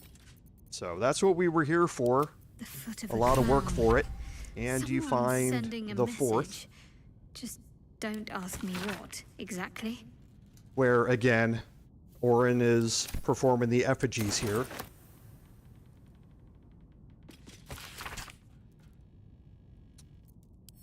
And there should be a couple, potion here. And that key actually goes to this strong box. Okay, it's going to have an amethyst in it. Nice.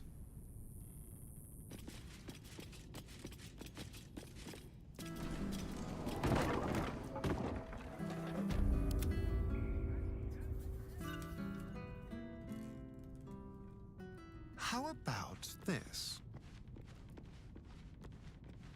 Okay, we'll group everybody up.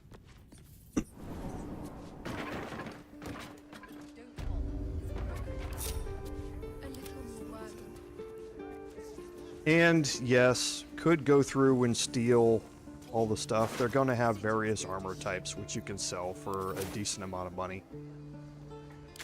Not going to worry about it. And I'm going to head all the way back to the Basilisk Gate. And for this, we're going to head around the corner. My feet can carry me.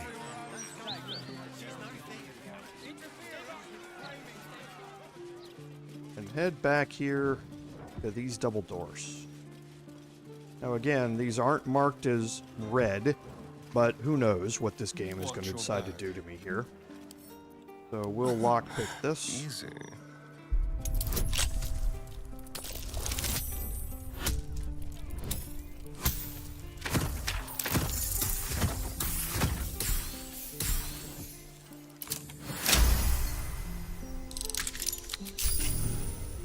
Wits and blades, always sharp. Can the Baldur's mouth ignore this?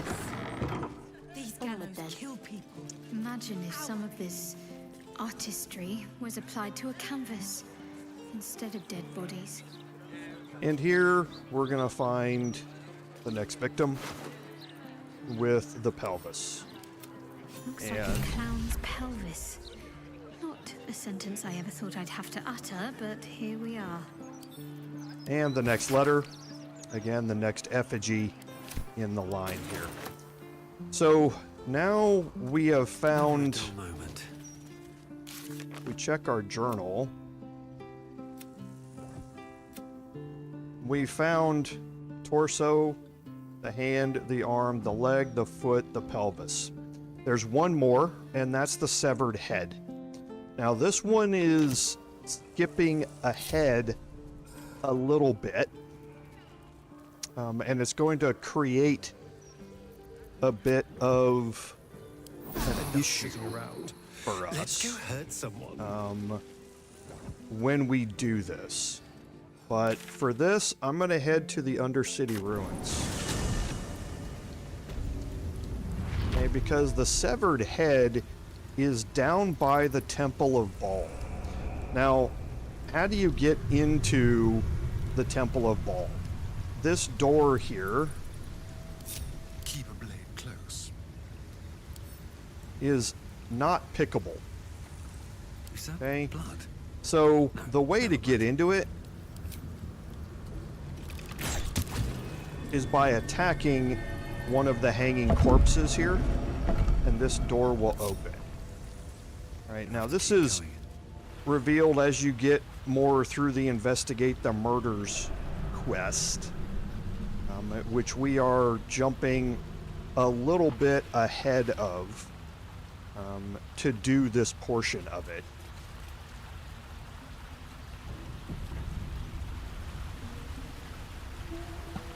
Cursed to put my hands on everything. Okay, so to gain admittance to the Bhaal Temple, you must cross Manslaughter Chasm. If you are weak, like this aspirant, the Farslayer will deny you passage. Defeat him or die. And this is very true. We're going to get into something here that's going to be an issue. And for this, I'm going to separate Astarion completely. What are they? I'm going to put everybody else in hiding. And for now, I'm going to see if we can approach this in a slightly different manner. Now, I'll be the first to admit that I have not attempted this. Okay. So here is Manslaughter Chasm, this bridge across here. Now, what you don't see when you approach this area, you're going to get a perception check right about here. And that perception check is DC 30. You are not meant to pass it. So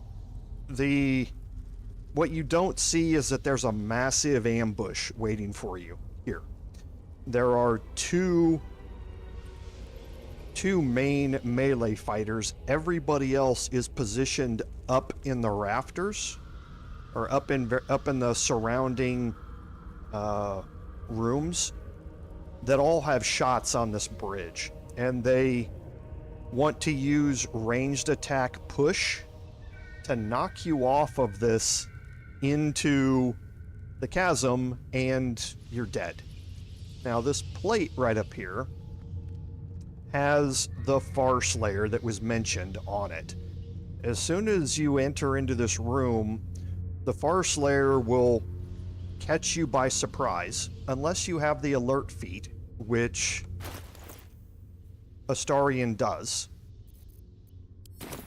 They will enter a surprise round against you, and he will cast a spell that is Power Word Kill. Now, Power Word Kill, everybody from tabletop knows what that is. It is a level 9 spell. You get it at level 17 from a wizard, and it allows you to outright kill a target. This is an OP version of it, in that anybody within a 55-meter range of it gets branded, so to speak, by it. And you'll get a condition, and it will start a countdown timer over here. And in 6 turns, he will cast the spell. And anyone who's branded by it will die.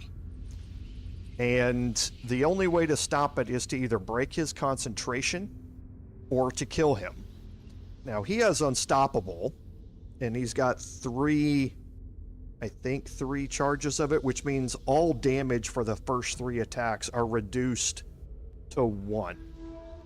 So until you remove his Unstoppable, you're not going to be able to damage him very much. So I'm going to try an alternate to this. I have not tested this. So this could go quite badly, but we will see if it works or not. I'm going to make my way up here.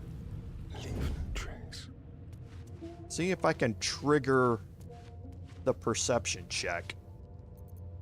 And I might as well give myself the best chance to pass it. I'm not planning to pass it. Radio note. Okay, so there's the perception check. It is a DC 30.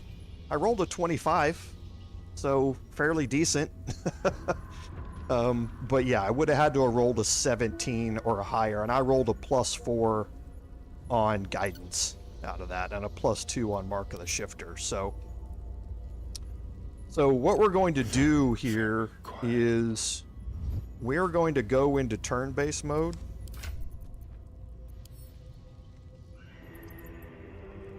How many do I have left? Okay. Starian's got 2. So that's good.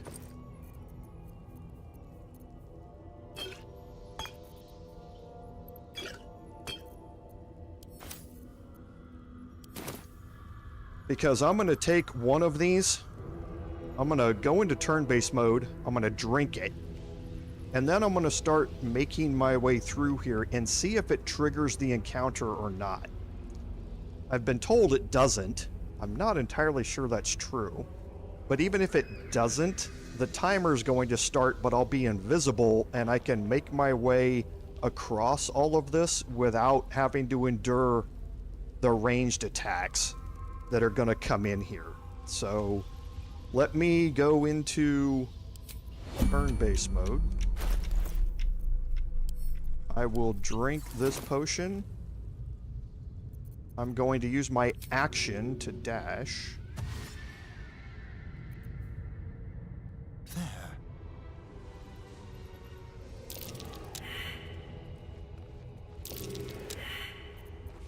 Okay, so I'm going to end turns on everybody.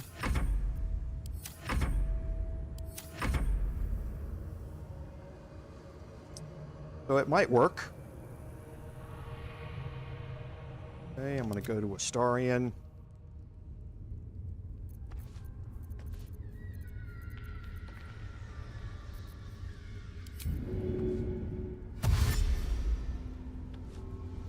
Don't linger.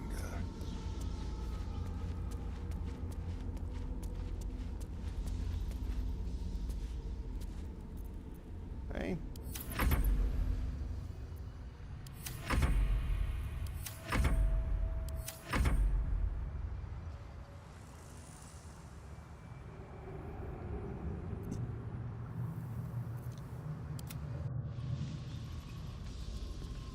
Okay, and now get up this ladder.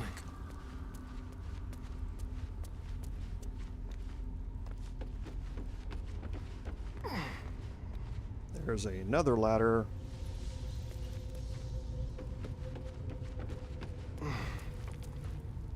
Okay, and now I'm gonna wait for the next turn.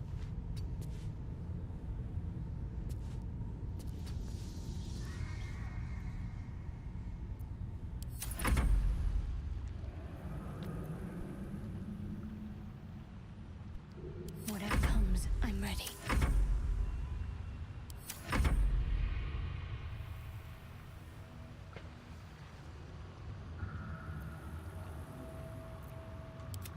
Alright, so moment of truth here. So I'm going to pop out of invisibility here. I don't think they're actually, I mean, they might be, he might actually be there. So I'm gonna actually back up a little bit and try and shoot a ranged attack at this spot and see if he's actually here. But either way, that's gonna pop me out of invisibility and I can trigger this. But we'll see what happens when because like I say, I've never tested this at all. Okay, so he's there. Okay. So, that is a very interesting trigger here. Because the whole cutscene of him starting the spell and everything, none of that has happened.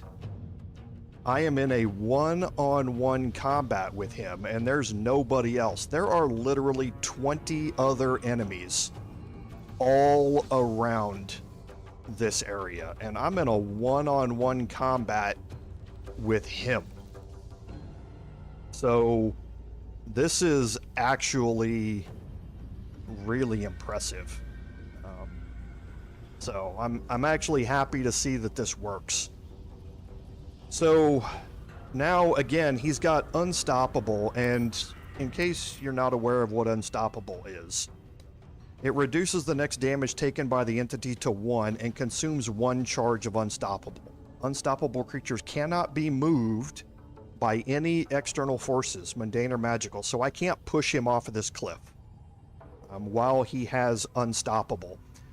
And for the next 4 attacks, so he had 5 charges of it, not 3 charges. So for the next 5 attacks, or the next 4 attacks, they're only going to deal 1 damage to him. Now, I've got 2 melee attacks here. I have a 3rd with Dread Ambusher, and I have a 4th with Dueler's Enthusiasm. So it is possible I could remove all of his Unstoppables if I hit on all of these, which I'm going to have advantage on all of the attacks. But then, once that's done, he's going to get a turn. And I don't really want that to happen without damaging him some more. So let's go ahead and get off our attacks here and remove his Unstoppable. Okay, so there's the 1 damage. Anything that I tack on top is just going to get an additional 1 damage. It's not going to remove another Unstoppable, though. So I'm going to not react to any of these. Okay. Now he's down to 2. Let's Dread Ambusher for 3. Okay, now I'm going to Action Surge.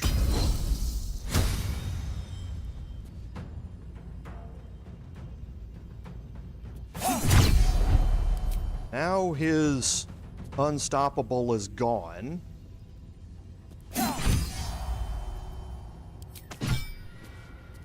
So now I have Dueler's Enthusiasm left on this. That would be about a 50-50 chance, because the minimum's 13 that I'm going to roll. I'm going to crit with this. So my first, if I hit, it should kill.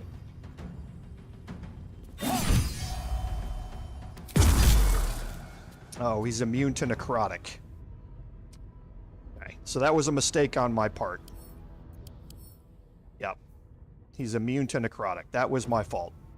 What I should have done there, I did the calculation wrong because I miscalculated about necrotic. What I should have done there was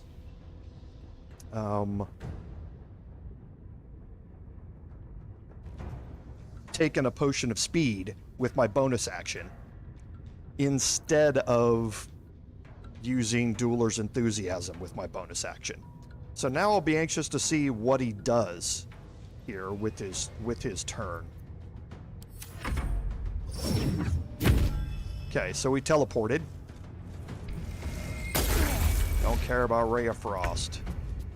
Okay, he didn't even start the ceremony. He gave the cutscene like he gave the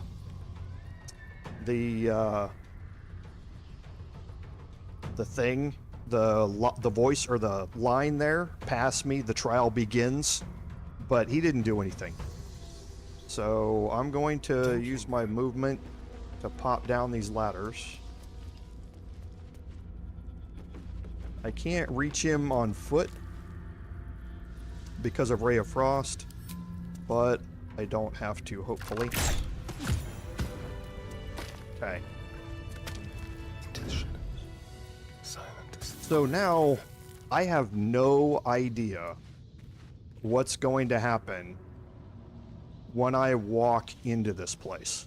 So with everybody else, because like I say, there's a bunch of enemies in here. So I'm going to go take the high ground again with Astarion. And then I'm going to walk everybody else in here.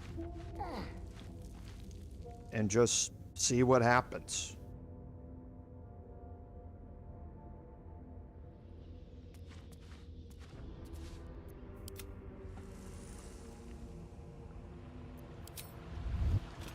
Moving in.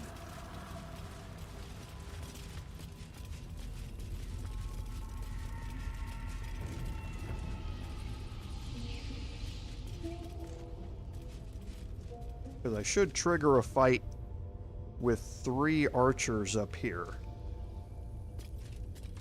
If this was going normally. And there's nobody. I'm triggering nothing.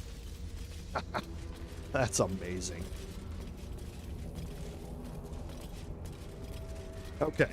So, multiple ways to go once you're down in here. You're still in the Undercity Ruins, so you're not violating Orin's command about entering the Temple of Bhaal without having killed Gortash yet.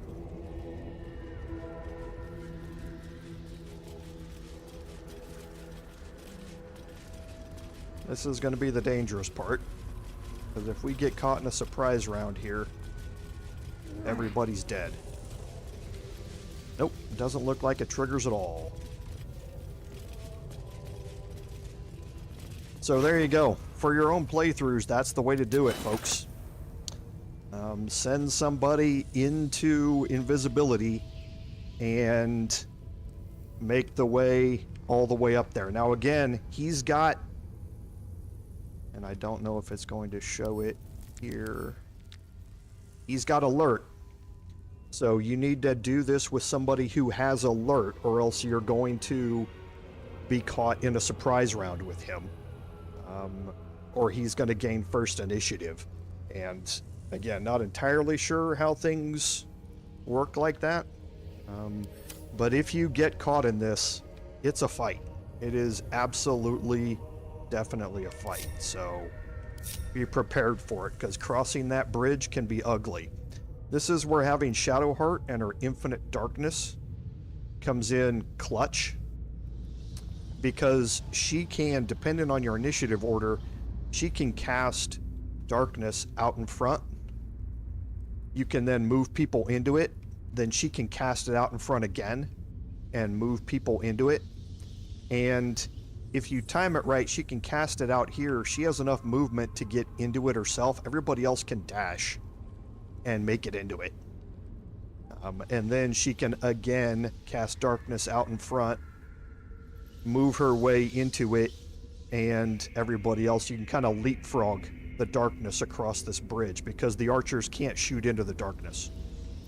So just another way to do it, but you still need to get somebody across this bridge as quickly as you can, because that turn timer is ticking down, and you don't have enough time to get everybody crossing this bridge through the darkness. So you need to have somebody like Astarion as Careful, I'm behind. the Cloak of Displacement, So he is blurred, so all of those archers have disadvantage on their attack rolls against him. He's also got a 22 armor class, so he's much harder to hit.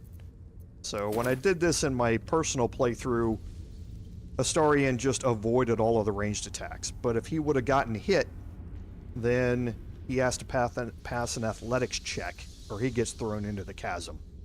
And like I say, it's a quick way to end your run if you're doing that. Never wanted the easy path. So I believe it's been a while since I've been down here.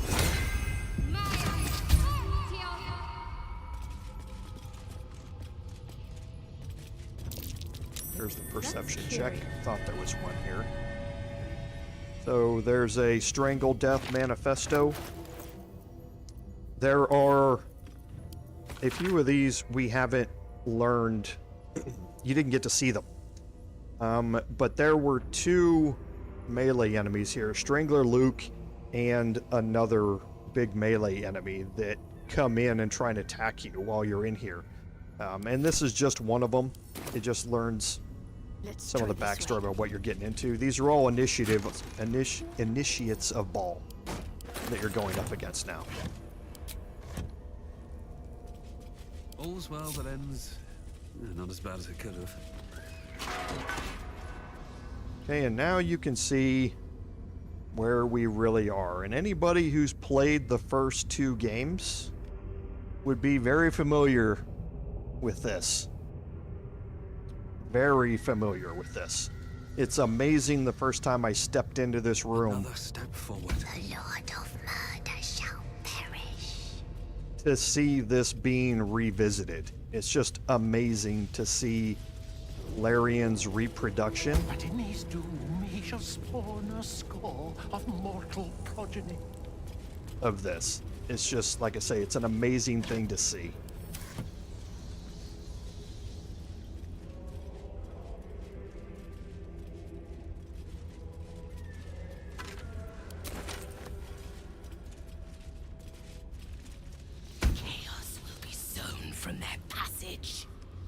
There's a whole bunch of stuff that we can search and look at down here. We're not going to. We want to go to a specific area, and that's down here.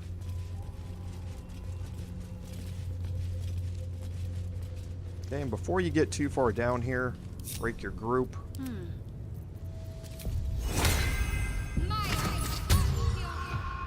And there are 6 perception checks down here. 1. His corpses are arranged with a certain sort of 2, gruesome flair. 3, 4. Okay.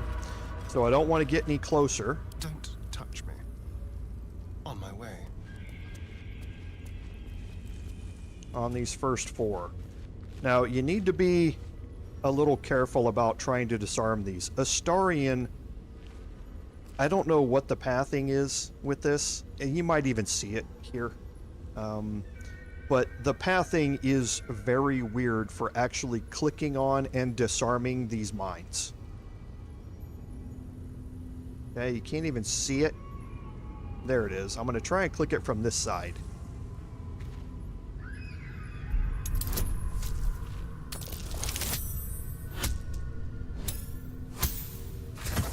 And Magic Missile does work great on him. Lord Henry, the thing is, you have to be within range to use it. And Distance Spell, if you have a multi-class, it works really, really well. Or if you've taken, or if you're just a sorcerer with that spell, works really, really well. He's way over there, and none of your spells have the range to reach him from where you enter that room. So you need to progress through there quite a ways before you're able to actually get to him. And I want to check and see what the pathing does here. So I'm going to try and approach this carefully. So he passed that perception check.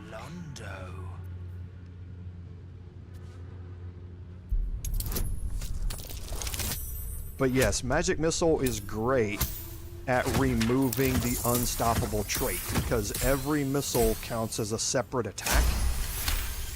And since none of them ever miss, it works really, really well.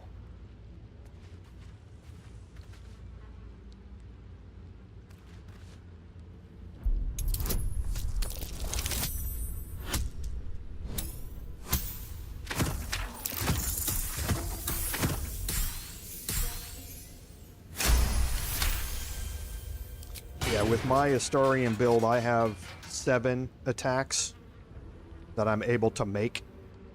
So it makes it a little bit easier for me to deal with it as well. But yeah, having the ability to do multiple attacks, and Unstoppable does not reset.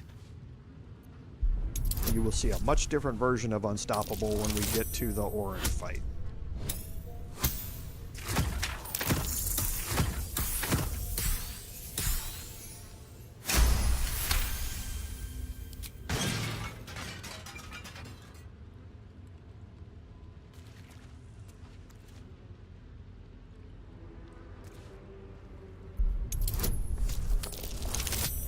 Okay, so just a couple more of these to disarm.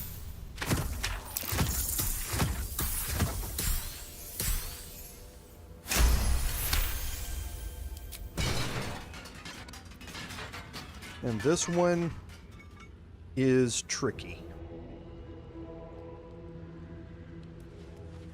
because of that. You click on it, he tries to stand on top of it to disarm it or something. I've never gotten that one to work, ever. No matter how I approach it. I tried to approach it from the bottom side the first time. I tried to approach it from the top this time. He just wants to stand on top of it. So, the one you're looking for here is Wilting Alex. And there's the clown's severed head. A clown's head?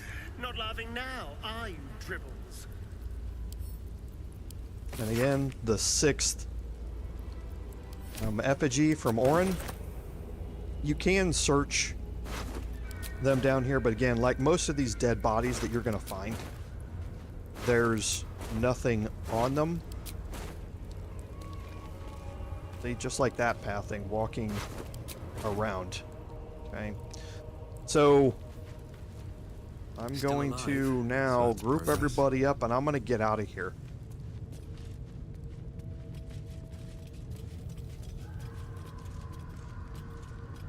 And before I do that,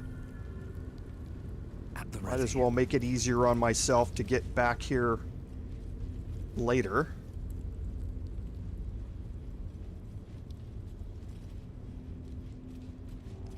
There's a waypoint for the Temple of Bhaal. So this will allow me to get back here. What is to come? Later on.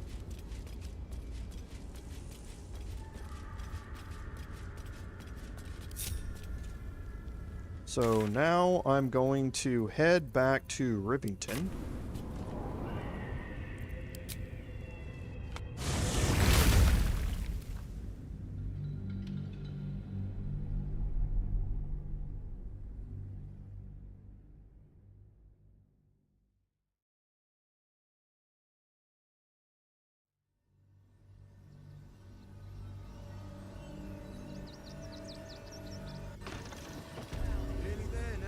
And I'm going to head to camp.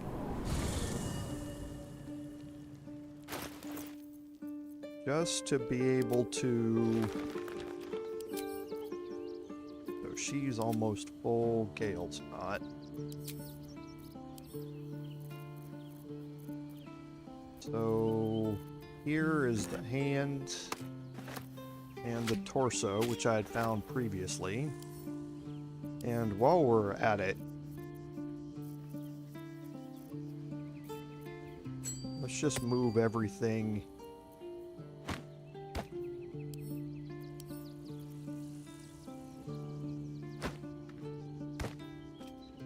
Okay, for some reason that one won't move. Into the current camp chest, so everything is together. And then here are the other 5 parts. So we've got all 7.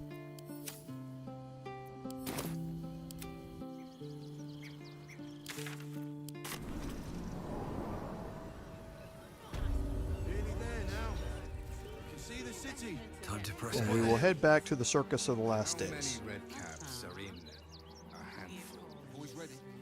Enough to clean Crimson's chomping at the bit. But not enough to organize the ride. Refugees traveling.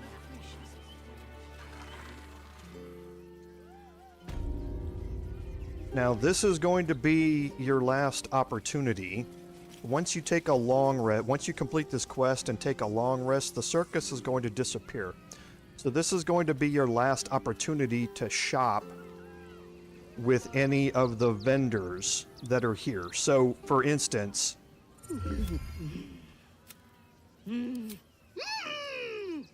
if you are utilizing the clown hammer and you want some more face painting kits to be able to utilize it without the backlash, this would be your last time to buy them.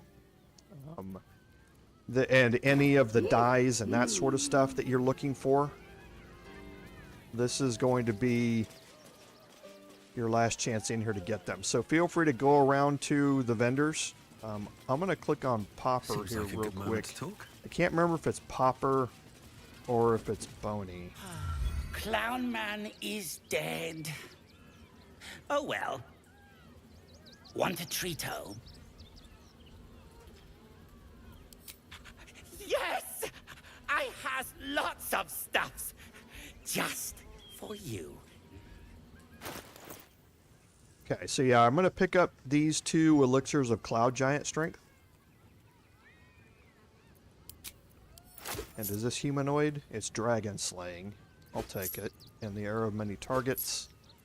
I think I've got enough smoke powder arrows, but I'll pick 1 more up. Bye-bye now.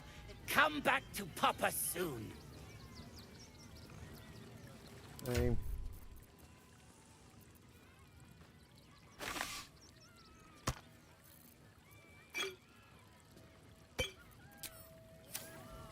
And now we'll go over and turn this quest in by talking to Lucretius.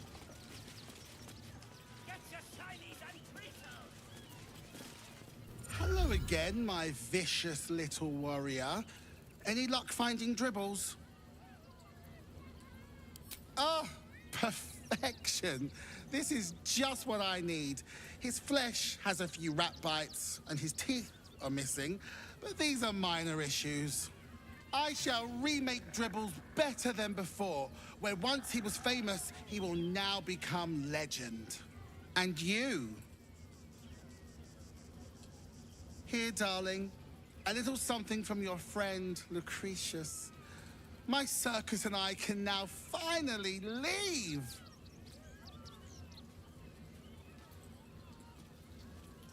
It's called magic, darling. Do keep up.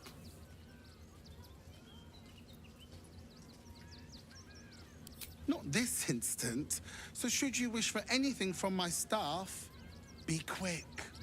Oh, and if you do take on the Absolute, do try not to end up like poor Dribbles. You are so very pretty after all. Okay, and this is going to give you the Spellmite gloves. So, the Spellmite gloves, when casting a spell that requires an attack roll, you can take a -5 penalty to the roll to deal an additional 1d8 damage.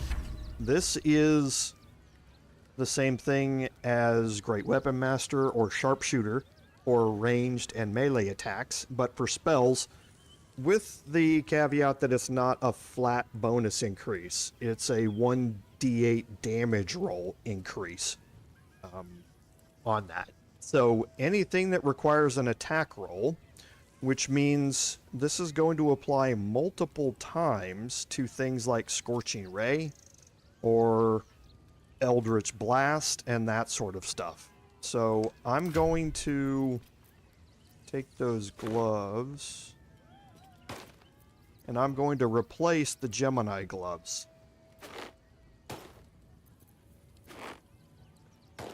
on Gale.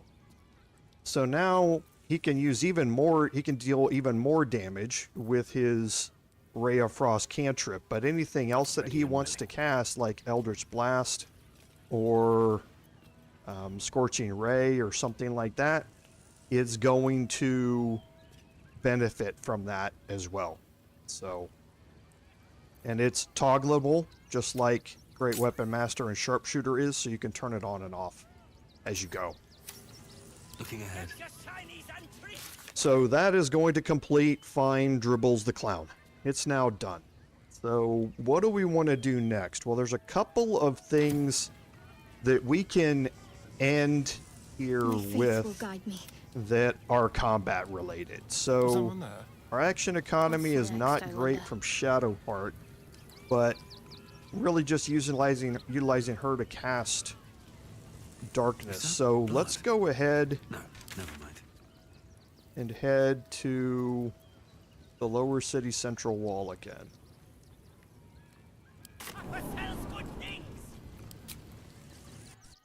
And that's officially the last quest in Rivington for us. That was the last quest marker.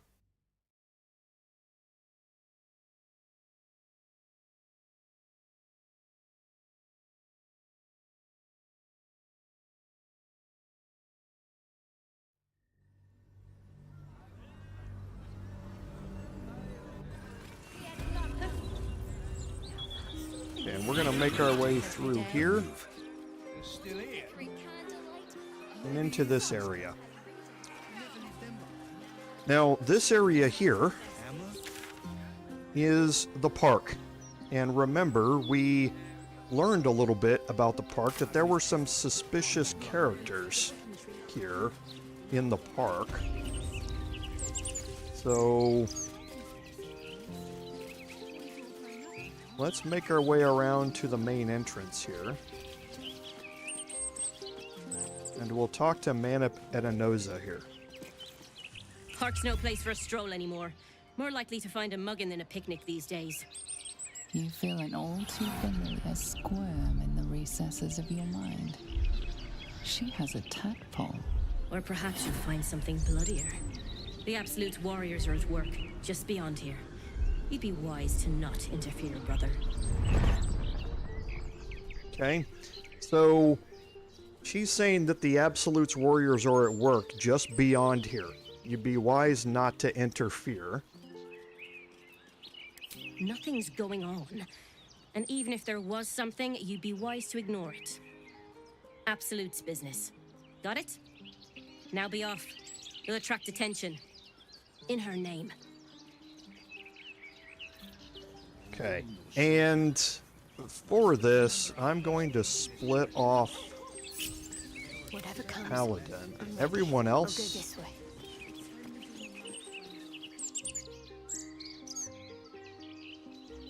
going to take all the way over here. Don't care about the survival check.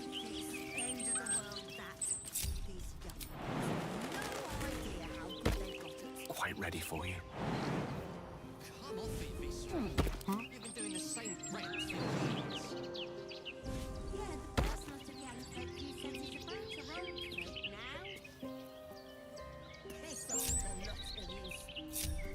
One with the weave. I venture forth. Hey, and I'm going to put this group into hiding. I don't know if the detection cone's going to overlap here or not. We'll see in a second. You've got two people here that walk this way.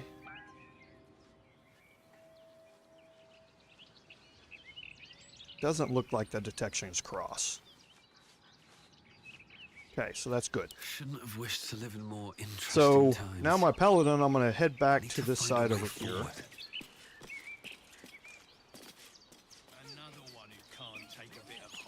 I'm going to hold left shift and I'm going to watch the detection cones here. And I've got a little spot right here.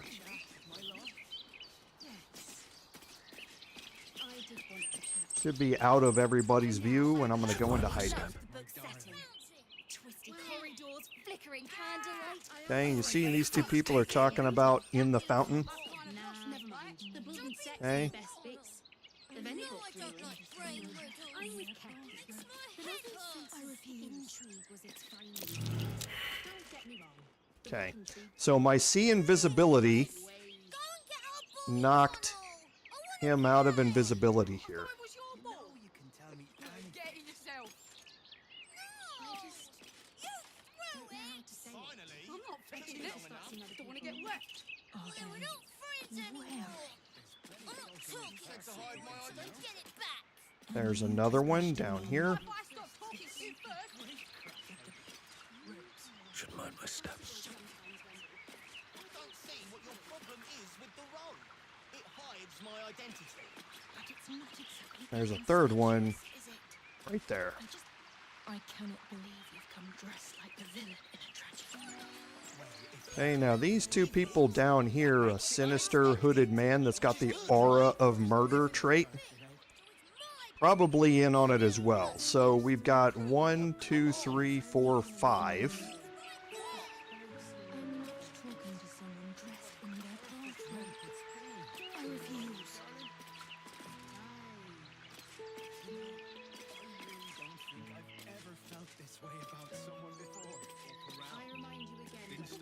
Too soon.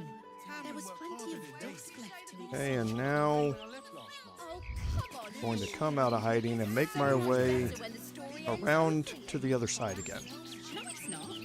What's the point of a story without an ending? They didn't bring much with them, of course. I just think this part is so beautiful. Okay, so I'm kind of watching the detection cones here. And these two are going to knock me out of hiding again, so I'm going to wait for them to do their little walk and head back this way.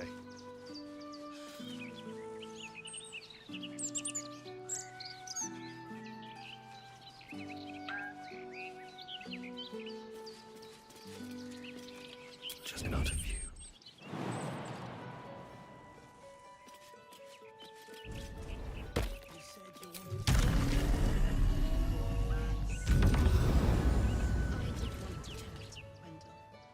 Did you want to talk about, my darling?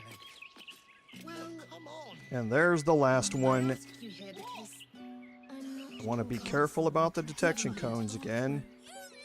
I refuse. Because I want to get a sneak attack off on him. Now he's unstoppable for one turn only, though. So let's start this off. Okay, I'm not going to smite on his first turn. Okay, now the enemy is surprised.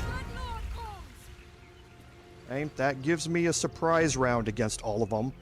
Now, they are going to... There's a couple of things about this.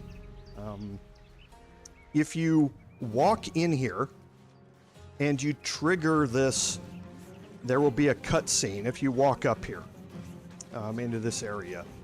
And the sinister hooded man will start a cutscene saying, "Stand with us, brother, in the slaughter that's about to ensue." And all of these civilians that were standing here, these two that are walking back and forth, will be standing here. All of this group over here and these two here get drawn into combat, and they will actually try and fight. And they will just get obliterated. So if you start the fight this way, none of them are drawn into, none of the civilians are drawn into the fight. And all of the combat will focus on you, instead of on trying to kill the civilians. You don't have to rescue all the civilians. There's nothing special about them. If they all die, they all die. It is what it is. But this is a way to help minimize civilian casualties. The most dangerous one of all of them is the Death's Head here. He will actually throw a weapon at Eugenie Kenridge and kill her in one shot. He will ignore you entirely and go after them. So that's why I'm focused here on him. I'm going to spend all of my attacks against him until I kill him. And then I'm going to bring the others in because we do have a surprise round. So I'll bring Astarion in to get as many crits as he possibly can to kill off as many of them as we can in this first round. So let's continue on here. Okay, so I'm going to drop a Divine Smite.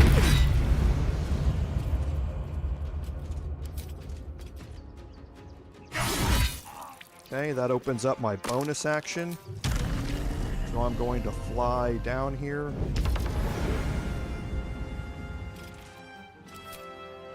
And we're going to go after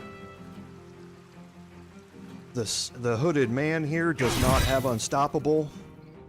So that ruins him. So now let's see if we can remove Syrian's unstoppable before we go after her. And to do that, I'm going to use Gale.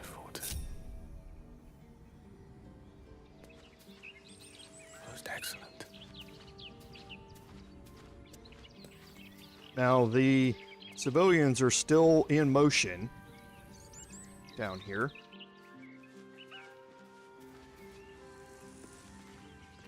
So you need to be careful of their detection cones when you're doing this. If you get the cutscene, they're brought into combat and they don't patrol like this anymore. So they're easier to manage, but they're obviously in danger. So let's go ahead and trigger all three of these projectiles at Syrian.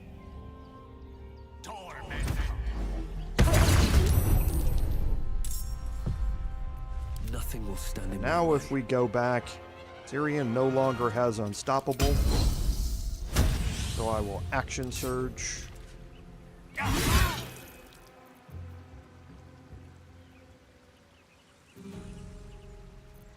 Let's not react here.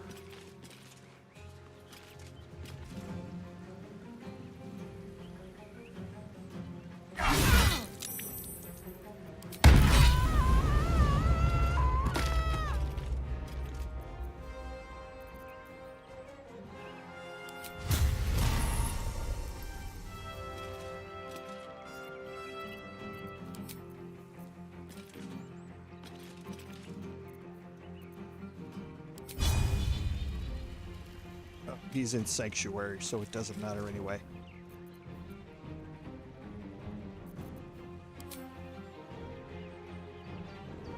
Let's see, where am I going to focus Astarion here?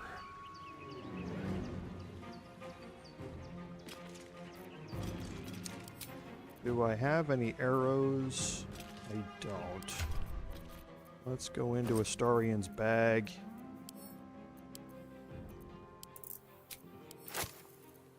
Split off one fire arrow. Sanctuary, you can't target them with... Oh, I guess I can't use those. Yeah, I can't use those on my other attacks. Want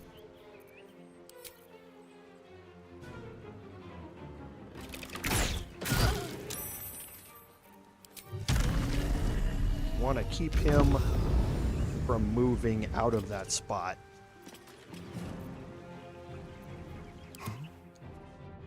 Now we'll bring Astarion in. Where are these two at? They're far away.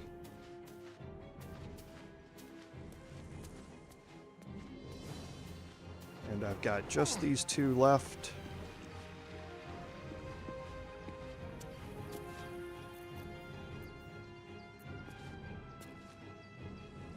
I get a ranged attack here? I can. Okay, good.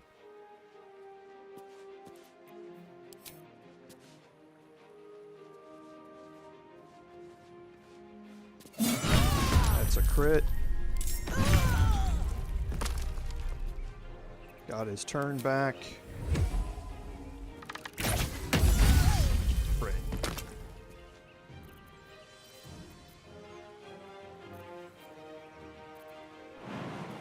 What's this going to cost me? 5 hit points. 7, 5 here. 8 for jumping in the water. Seems strange.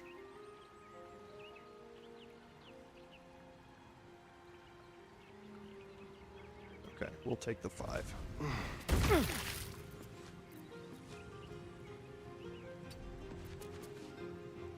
wonder if this is worth the cost. Now he's surprised. Murder be his sacrament. Step by step. So we should be able to end this here without any troubles. So yeah, he's still in Sanctuary, that's right. So he's not going to be able to react. Keep out of this, Captain. Do not forget whom you serve. Of course. Apologies. I warned him not to interfere. Not I. We. And we do not serve.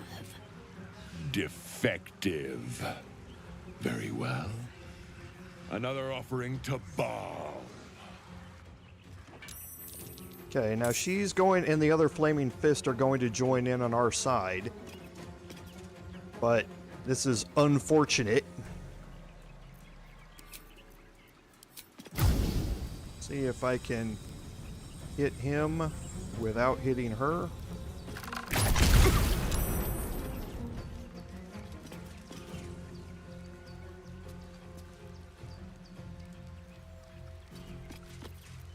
I'm ready.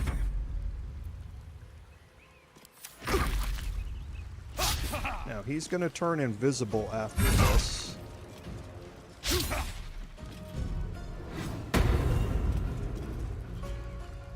But he's not going to go invisible when I'm standing right next to him with my C invisibility. So that's the other really good part about that eye, is it prevents people from getting away from you like that. So now the Ray of Frost cantrip, again, you can see up there at the top, minus from Spell Might. Okay, so I'm down to a 65% chance to hit. Okay. So of course, I'm gonna miss it. And now I'm just gonna end him.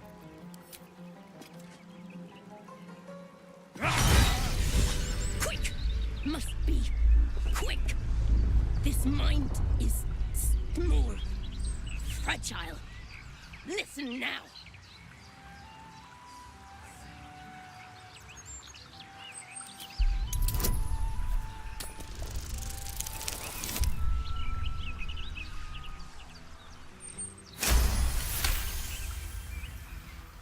Entering her mind is like stepping aboard a sinking ship. The architecture of her consciousness buckles and collapses. Thoughts yield to a flood of overwhelming power. The Elder Brain. Do not waste time! This mind cannot bear us. It turns to liquid. Listen. Just listen. We learn. We grow.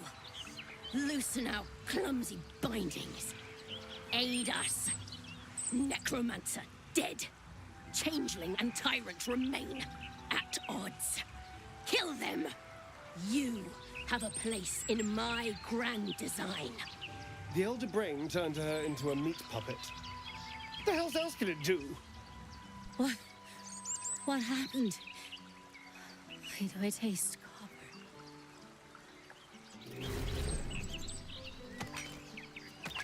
Okay, now I'm gonna go into turn-based mode here.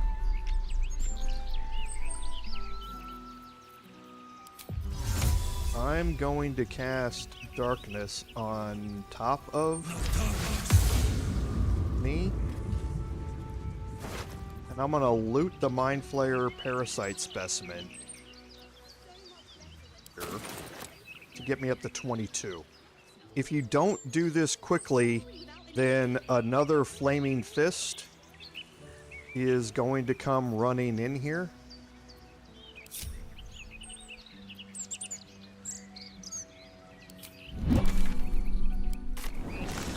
Will accuse you of stealing and all of that sort of stuff. So loot that now because her body is marked as red.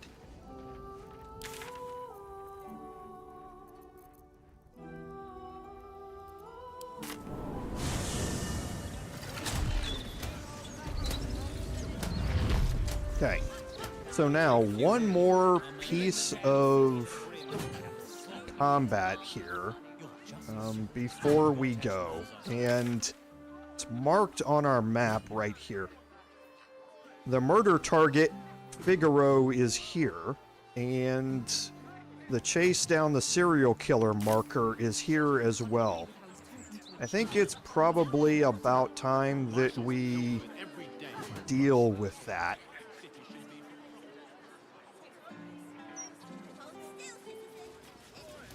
And it's right here. Now, this is the Glitter Gala. The Facemaker's Boutique is here. Right across the street. The waypoint. It's right here. Okay.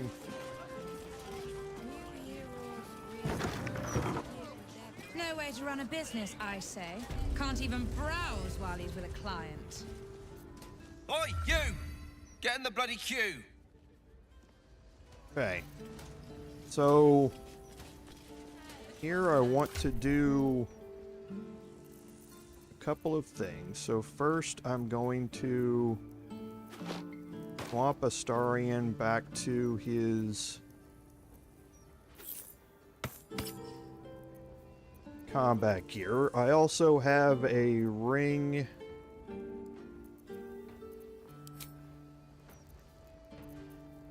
I think, that gives me extra damage against shapeshifters.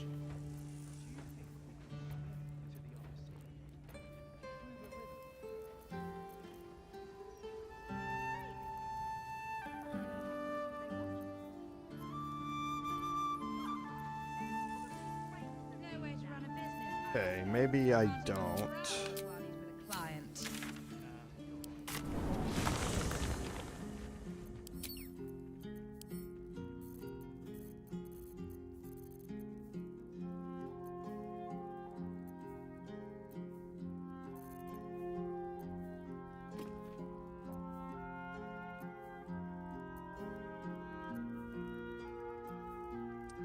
Hey, maybe I'm misremembering it. Is it an amulet or another pair of boots or something? Well, it was only 1d4. I'm not going to waste the time here looking for it. There was an item or a gear that I picked up that gave me additional damage against shapeshifters. I was going to see if I could find it. So the quest markers are back here. Okay, in this corner. And as soon as you walk in either of these two doors, a cutscene is going to play, and you're going to have to intervene. Now, walking in through this door gives you a much better chance of this thing working out favorably for everybody. Okay? Now, because Astarion does not have fly, I'm going to go in the door with him. But I want everybody kind of grouped up as close to the door as I can get them. Because I want the travel distance to be minimized to get into this room.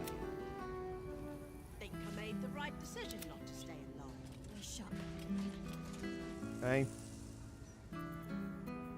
So we're going to go in with Astarion.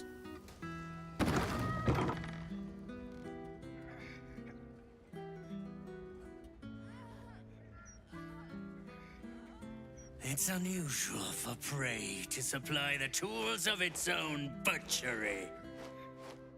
Razors, scissors, nail files. So many cuts one couldn't make. And yet, such a fleeting window. But then, Who am I to deny the auspices of destiny? For we are celebrating, Master Figaro. You have the delicious honor of being my crowning achievement. Your body is my ultimate gift to my lord, Bhaal. Together, we shall transcend. Okay, if you stay in the shadows here, Figaro dies. There's only any of these other options here are the only way to save Figaro. So we're just going to jump in here. A challenger. My lord tests me. This piteous hovel will be your grave, challenger. Get an initiative roll, and much depends on the initiative roll. So we did very well with Shadowheart's initiative roll, which is good, and Astarion rolled first, which is incredible, because we need to kill Dolar immediately. The reason for it is that Davella and Figaro are both paralyzed, which means that any hits against them are auto crits. Okay, now Davella has a bunch of hit points. Figaro does not. He can get one shot by anybody in this room. So my plan here is to hopefully take out Dolar before he even gets a chance to act with Astarion. And then use Shadowheart to cast Sanctuary on Figaro. Then I'm going to get Woy here, who's probably going to make an attack against Davella, and it's going to be a crit, but it won't kill her. She has too many hit points. And then my Paladin can go in here and start wiping up as many of these people as he can. That's the plan. Now let's see how well that plan works. Time to move. We're going to move up. He has resistance to poison damage, but nothing else. So let's just go ahead and start this off. Okay, sneak attack does more damage than Withering Cut does.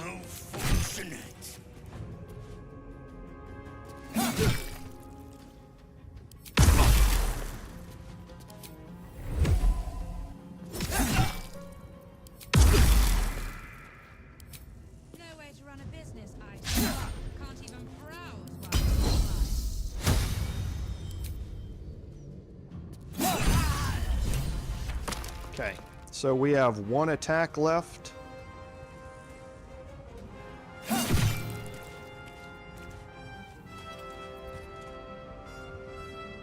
Okay, and now Shadowheart is here. Can't afford to let up. And there's no choice on what Shadowheart has to do here. If I want Figaro to survive, I have to cast Sanctuary on Figaro. This'll help. No way to run a business, I say. Can't even browse. Okay, so that's a bonus action for me. Got to press on. With my action, going to cast Darkness. So maybe he'll miss his attack against Davella. I can feel death's cold grip.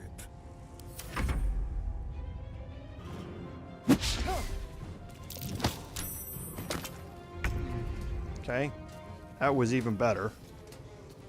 So now, as far as everybody else here, we've got two more people outside here to deal with, and they are both going to get a chance to act before Gale does, but again, remember, Gale has his own set of protections here. So let's walk in here and try and get rid of the ones that are closest to Davella.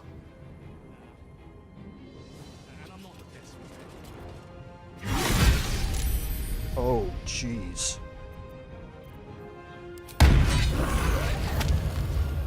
Okay.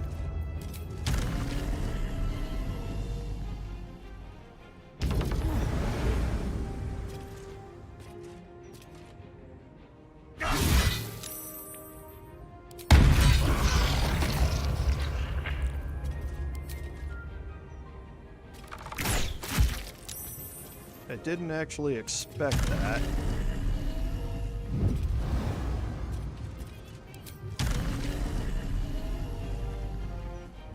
I didn't actually expect to be able to get to him either, or else I wouldn't have used that ranged attack.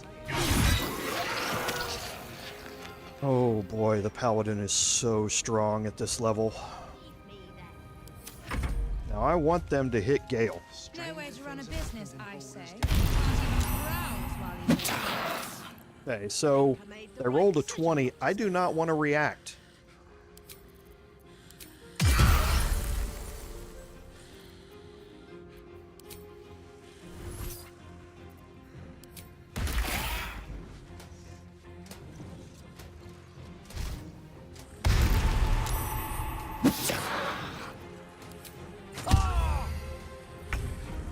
Okay.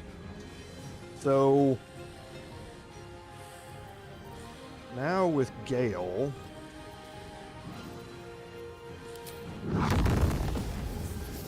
is he... Actually, that's a good question. I can't even remember how I built him. He's abjuration. Oh yeah, he's abjuration. He's not evocation. So I need to watch that if I'm going to do that. Sure, I can upcast Underwave. Why not?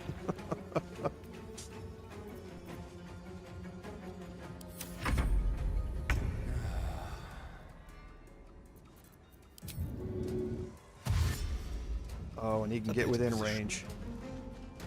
Alright, man.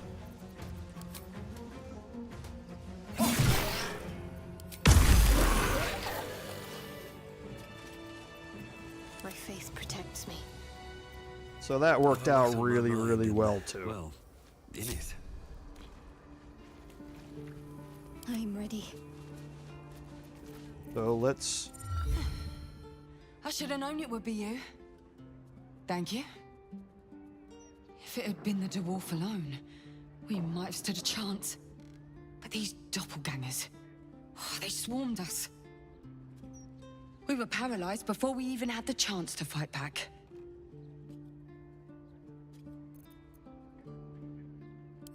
I was heading that way after we last spoke, when I heard a commotion. I stepped in to see what was going on. It's not every day you have the chance to catch a killer in action. Not even in this profession. These killings aren't random. In fact, they seem to be part of some sort of test. That document you showed me before, the one with the victims' names on it, that was the briefing. The killers paralyze their victims, take their hands as an offering for Bhaal, and make it look like the cult of the Absolute was behind it all. It grants them access to a tribunal. From what I could gather, it's some sort of rite of initiation for aspiring cultists to prove their worth. And it's taking place beneath Candle Hallow's tombstones. Like I said before, it's not something I can look into in an official capacity. But you...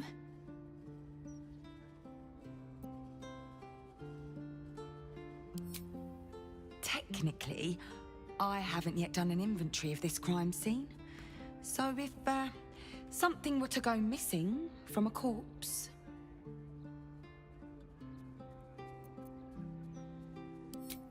It's not a place I'd ever heard of, if I'm honest. But rumor has it, there were some hidden cellars somewhere near the Elf Song.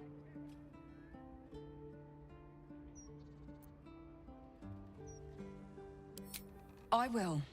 But I'm still obliged to protect the upper city patriarchs first. When I'm done, I'll stop by the Basilisk Gate. If you... Okay, so we can cast Speak with the Dead here, so let's do that.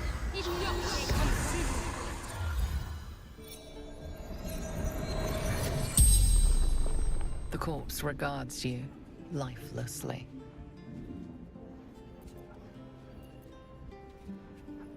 Dolor, a humble servant, a most glorious aspirant.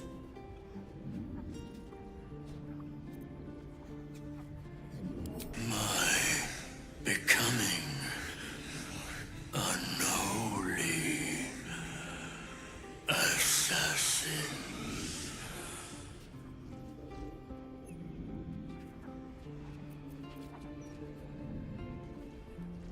Speak the word at the door. Bring proof of 2 sacrifices.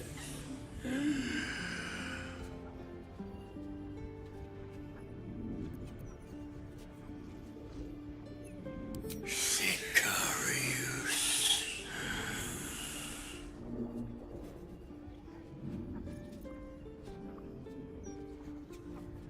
Prove thyself before the tribunal. The spell's power wanes. You can ask no more questions.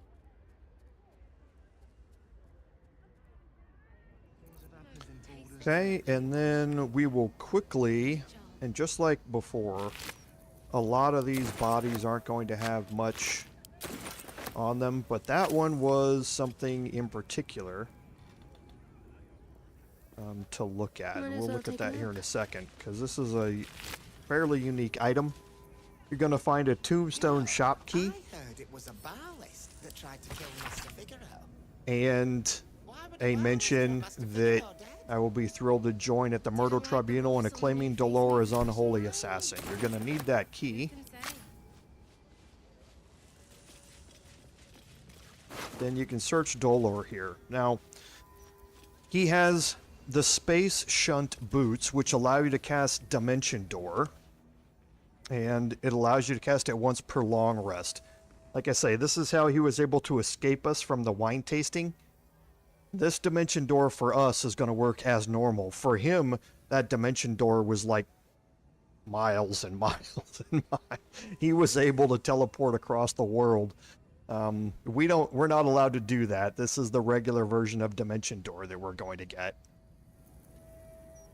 You get the Dolor Amorous. Now, this is really quite interesting. When you land a critical hit with a weapon or unarmed attack, it deals an additional 7 damage. Now, again, Astarion can land crits against any enemies during a surprise round, and this would guarantee me an additional +7 damage on all of those crits. It's a light and a finesse weapon, so he could dual wield it. The problem is that when he does that, I'm going to have to get rid of Duelist Prerogative, which means that I'm going to miss the 19 for rolling a critical hit. I can get that back with Knife of the Undermountain King, though, so that's not as big a deal.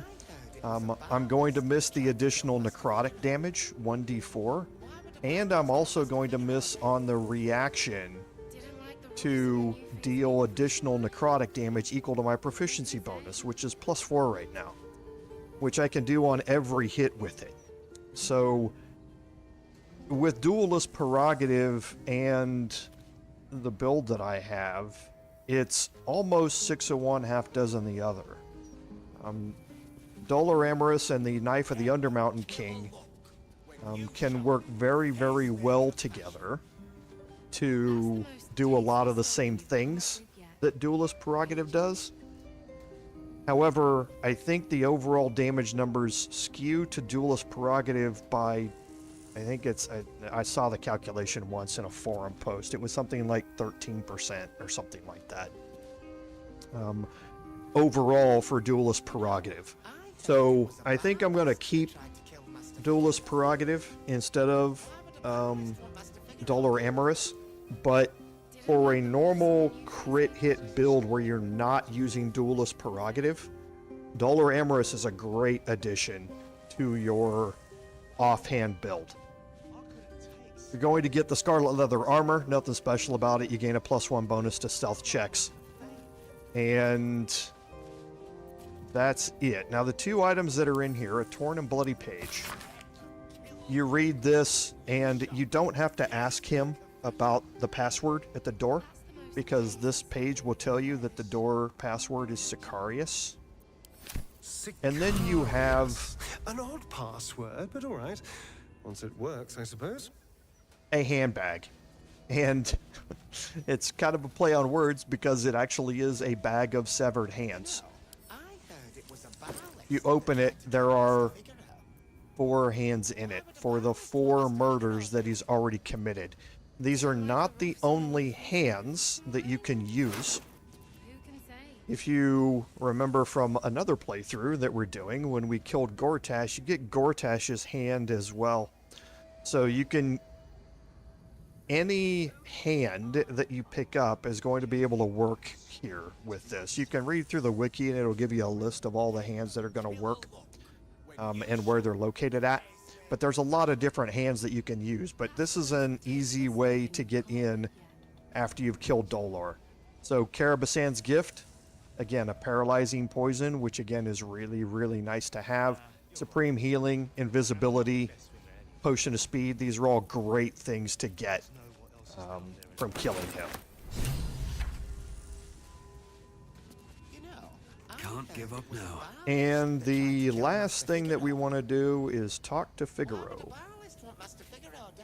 I must say, I'm damn lucky you showed up when you did. Can you believe what that monster was doing? Lord Henry, yes, you can, actually. So that is certainly one that's on the list in there. If you've chosen to kill Gale instead of recruiting him at the portal, and you get his hand, yes, that is certainly one that can be used. I'll confess, it terrified me greatly. Can you imagine dressing entirely in red? Jests aside, thank you. You forever have my humblest gratitude and a most generous discount on my wares.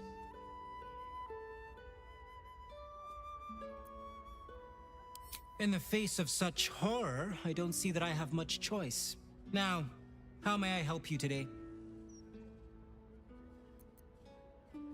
I sell anything and everything needed to cultivate your countenance. The best you'll find in Baldur's Gate. Certainly better than any dreck you'll pick up in Worm's Crossing. Very good, sir. News of your good deeds has traveled fast. The merchant is all too happy to extend a certain generosity towards you, where the price of goods is concerned. Okay, now that last section is because, again, of the newspaper article that we had. If you've come and visited Figaro before this encounter, before you went to the wine tasting and Dolor teleported himself here, then you'll automatically have a 10% discount. Is it 10? I think it's, yeah, 10% discount or 15%, one of the two, on his goods. But because we've rescued him from certain death, he is now 100 attitude with us. So with that, I can add in the Ring of Geniality. Now remember, fashion's a fickle mistress, so be sure to return. Of course. Stop moving, please. Very well.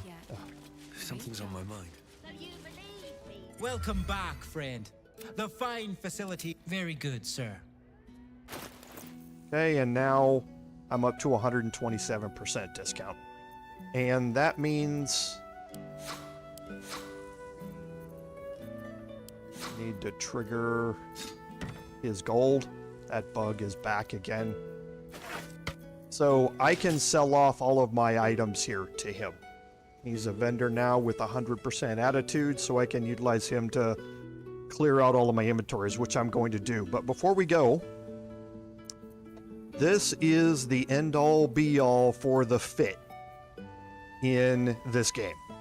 All of the best camp clothes, all of the most suggestive camp clothes, all of the dyes are going to be available. All of the best dyes are going to be available here from him. And there are some really cool looking clothes in this game. I have to give him credit for that. But I am going to do all of that off stream. I'm going to upgrade our camp fit a little bit. I'm going to apply some dyes and do all of that good stuff.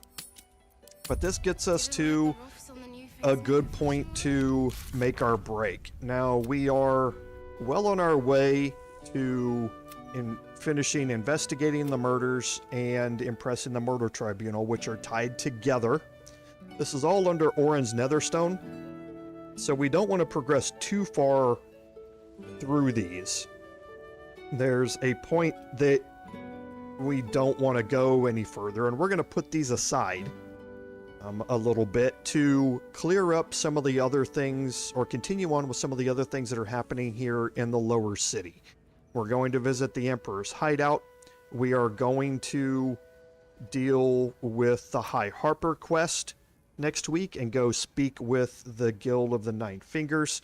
And we're going to follow up a little bit more on Minsk, who we have been kind of delaying for a little bit. But we are certainly going to continue down that line as well. We're going to finish up some of that, and then we're going to get on to killing Gortash, like you've seen in the Bard live stream, by heading into the Steelwatch Foundry, which is going to complete 4 different quests that we currently have active, all at the same time. So it's going to be a fun time as we proceed through this. So, as always, thank you all for being here. Without your support, none of this would be possible. This is Commander Jorval saying, until next time, fare thee well.